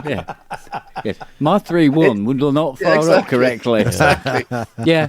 No. Of course, the other thing is that everything to do with all the configuring of the WIDIs with the iPad went swimmingly. That was fine. The only other thing I did have to do was I had to download a Korg driver to allow the WIDIs to interact with Windows properly. That's weird. Yeah. Was it a BLM driver or something? But anyway, some sort of driver protocol that had to go on, and then it would communicate, but it only communicates to one machine, and the rest of it was ignoring, or they'd drop out and the lights would start flashing and stuff like that. And, I spent 2 days, didn't I, that weekend? Yeah. Yes. Doing nothing but that. So. And then bought a 5-pin DIN 3-box instead. Yeah, which is kind of what they've done here now. But anyway, they're available to pre-order, and so you put your name down with an email address. You don't exchange any money, but what will happen is when the time to reserve your unit comes, you will get a 30% discount. And they're talking about end of July delivery, so these things are clearly ready for manufacture. Which again is an admirable thing in these troubled times in terms of components and what have you. So good luck to them. CME-pro.com, and you'll be able to learn about the Thru 5 and the Thru 6, as well as all the other WIDI products over there. And maybe once these are sort of like we've got some here, we'll get Thomas back on from CME, because we had him join us, maybe talk through some of those situations. If you have questions for them, we can put them to them at that point. Of course, Thomas, don't forget, Thomas is part of the Synth Network Facebook group, so you can always, and they've got a great community page on Facebook as well. So if you have any questions, that's a really good place to go and ask users and of course the developers as well. Right, one last thing, because we're 2 hours in, it's just flown by. One last thing, and this is first of all, it's a happy birthday to Rob Papen and his suite of rather lovely software instruments that he has developed over the years in many formats. And to celebrate this, you can get a Rob Papen panning plugin completely free of charge. It doesn't give you huge amounts of details about it, but it's kind of like an auto panning type thing, and it works on PC, Mac, 32 and 64-bit, and all the various flavors and formats, and of course also in M1 Apple Silicon as well. And yeah, I mean, Rob Papen's been around. That name has been synonymous with sort of decent quality, affordable plugins for many years. And my favorite one of his is the is it the REG something, RGRE or something. It's basically a guitar plugin that gives you lots of different strumming patterns and what have you. It's very simple to use, and I've used it to great effect to kind of mimic the Nile Rodgers sound, and it really worked very well indeed, for me anyway. But 25 years of Rob Papen and a freebie to boot. Ben, are you a fan of his stuff? I used to be, when all this was kind of kicking off but I mean, it seems as though it's not as prominent, Rob Papen stuff, as it once was. There's not as much pomp and ceremony about a Papen release these days, and you have to go rooting around to find out what's available. But it's great that he's still going after 25 years in what can be a pretty cutthroat industry, and to give us a gift. I mean, most DAWs do have auto pan features built in. I presume this offers something different, but it's free. Yeah, this might be the solution that you're looking for with your panning, and it looks as though you can modulate it all, and looks decent for a free thing. I have to say, I did pull a Ben. I downloaded it, but I haven't used it. Yeah, I haven't so- even downloaded it. Yeah, I didn't get a chance to do it, but I just thought it'd be nice to sort of mention that if you're a fan of Rob Papen stuff, he's 25 years in the business, and now there's a freebie to have as well.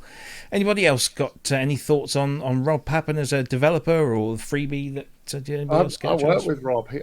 Yeah. We had him when I was working for EMI. We had him do some sound banks for us, both for the E4 and for one of the modules. He did. I've got that. Beat Garden. Beat Garden. I have Beat Garden for remember my that. 2500. It's still. He's an amazing guy, and I have to say, every single one of his plugins that I've tried, and I still use Blue 2, I still use Punch from time to time. Everything he does, you're not quite sure why. You think, is it any different? But you end up using them. They're those sort of plugins you end up using again and again. And he's got a really. I love the way his interfaces work. He's a really good guy. I really like Rob Papen. I've not downloaded this yet, the virtual, the panning thing, but I will do. He's a good guy. He's a good guy, and you can do worse than get a Rob Papen plugin. Yeah, and let's be honest, 25 years in this business is pretty good going. Yeah. Especially as an independent, he hasn't got the financial clout of some of the other big boys out there. Yeah.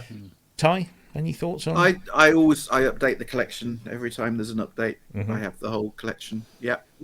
Exactly as Andrew said, it's kind of just reliable.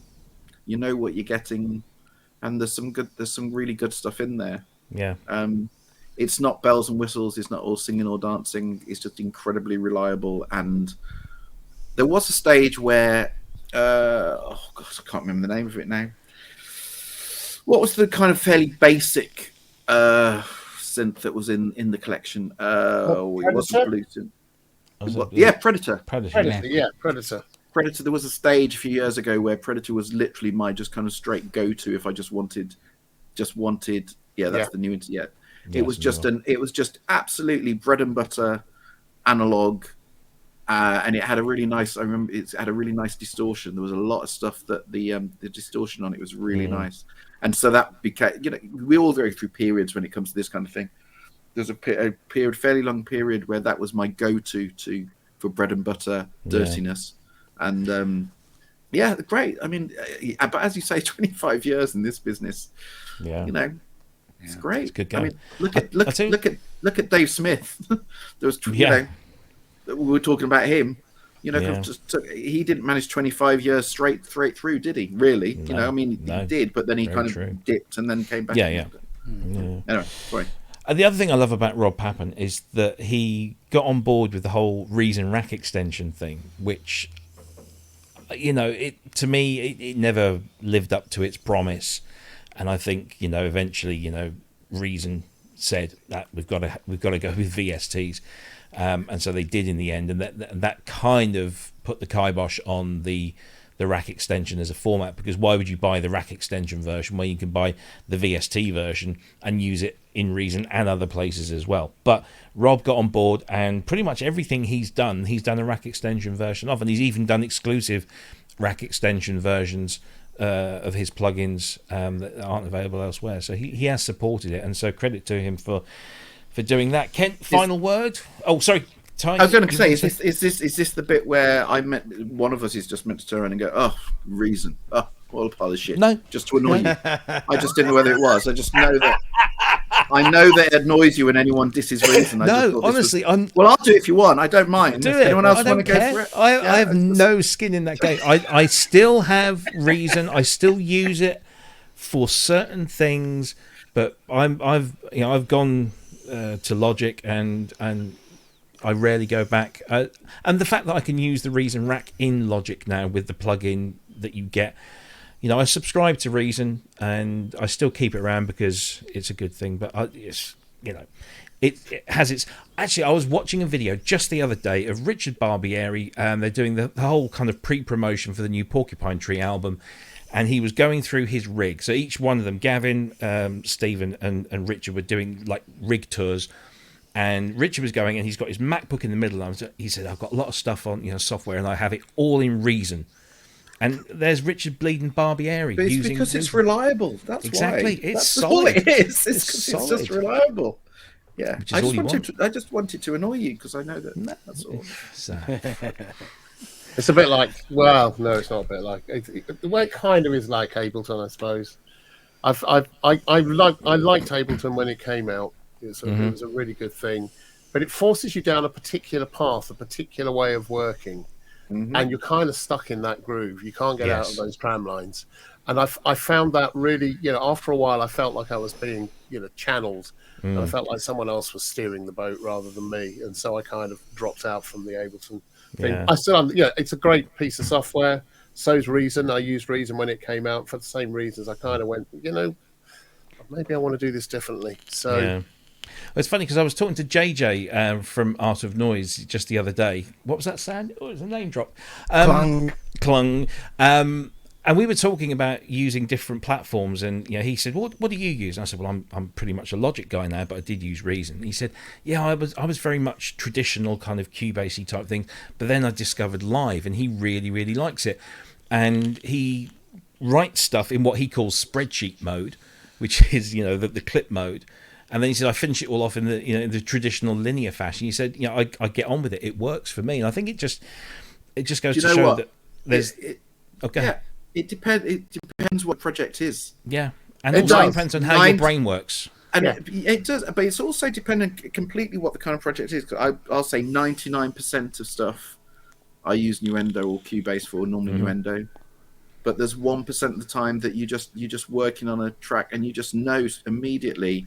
Okay, this is a live track, and you boot up Live because it's when it's very loop orientated, and that it does what it does very well, and you can do all that kind of thing in Nuendo in a roundabout kind of way. Yeah, but that it's just so much easier in Live, and it literally is for me. It is 1% Live, 99% Nuendo, but for having that 1%. Again, if it makes life easier and does it in that way, it's definitely worth having. Absolutely. Nuendo. So what is Reason then? I don't know. It's the opposite of Logic. It's something that's missing from this conversation at the moment. There's only Cubase. No, I'm an atheist producer. I use Logic and Reason.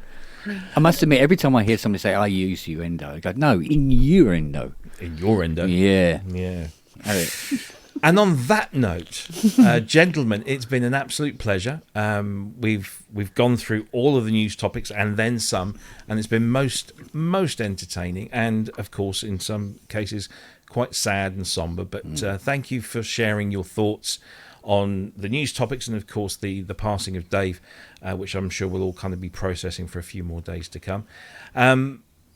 So for those that are watching, who haven't realised already, this is a pre-recorded show. We recorded this in your world yesterday. Okay, so it was yesterday we talked about this. So today is Wednesday. Today's... Oh, don't. You just... No, I had it, and then you... No. So what I was trying to say is, if we haven't spoken about that thing that they announced at NAMM... Oh, it's amazing! Oh wow! Yeah, we'll say it's amazing. We don't know. What it is, you wait until you see it. We did know about it. We just weren't allowed to say. I knew about it yesterday. I knew about it before it was invented. Tomorrow I'll know about it yesterday. Indeed, yes. But if we haven't spoken about that thing, then we'll speak about it maybe next week. And our guest is going to be Elliot Kennedy, top From songwriter. The future. From the future, yes. Elliot Kennedy, top songwriter and also head judge for the UK's Eurovision judging panel this year. So I want to ask him about that whole process because that fascinates me. So Elliot will be on next week, and I think a week or two after that we've got the guys from Sonicware talking about Sample Trek, which is fully funded and hopefully will be with us sometime around September. So looking forward to those. And of course, don't forget, you can join us across all of the social media platforms and talk to us over there as well. Kent, are you doing something later tonight? One of your little Spong I'll be honest session? with you, I think it's probably a little bit too late now. I was going to say it's not tonight, it's last night, but because people are watching. Oh, Jesus, I'm doing it again. Yeah. So right. Did you do one of those things last night? How do you know it's going to be too late? How do you know it's going to be too late? Because it's after Wednesday night, Tuesday night's one. No, it was Wednesday. No, because We can't change the past. It was recorded. It hurts your head. Yeah, I know. Very timey-wimey. Yes, it's in there. So, yeah, no, because it went on for actually a lot longer than I intended, to be honest. And I'm Tired? Yeah, Yeah, knackered. yeah. Up to me things in it. Yeah. Yeah, indeed. I'm I'll probably let it pass. Yes, Some indeed. great comments, though. I'm seeing some great comments. Oh here. yeah, and the chat has been on fire. Literally On on fire. fire. On I've not been fire. able to keep up. That's why I haven't responded to anything. Well, All ASO's about the so brown shirt. brilliant. He's already got one of Luna May's questions right. There you go. Yes. Can you imagine if I die tonight? Oh, don't. Okay, Don't hang say on. Can you imagine No, that? hang on. Let me enjoy that. And then thought. imagine, No, give- imagine this goes out. If you have a Can you repeater imagine last night, there's every chance. So can you imagine this goes out today, but I'm gone, and wouldn't that be amazing? Magic. I live on. Magic. Excellent. Oh, Anyway, no. there we Yeah, go. please don't. Let's not. Anyway, have we all got lovely plans for the Platty Jubes? Oh, no, fuck, don't go there. No, that's why I'm getting well away from it all. I'm not just don't want anything to do with that. But I hope everyone has a fantastic long weekend here in the UK because we get 4 days. Some of you do, yeah. Oh yeah, quite yeah. And thank you, gentlemen, once again for joining us. It's an absolute pleasure and a lot of fun. Thank you very much. We'll be back same time, same place next week. Ben, will you be joining us next week? Hopefully, yeah. Fingers crossed. Good. Yeah, carry on improving. I'll be there. Yeah. I have to say, absolutely fantastic to see you back. Yeah, We have missed you. absolutely. Yeah. And Yeah. yeah, We were welcome worried there back. for a minute that we weren't going to get any presents for Christmas. I know. But no, honestly, seriously good to see you back, mate. And I know that the comments in the chat have just been incredible. So you need to go back and have a look at those. The love they're The giving love you, has Ben. been pouring out. Yeah. Lovely. So hopefully we'll see you back next week and Yeah. keep getting better. Have a great weekend, gentlemen. Have a great weekend to everyone that's watching the show.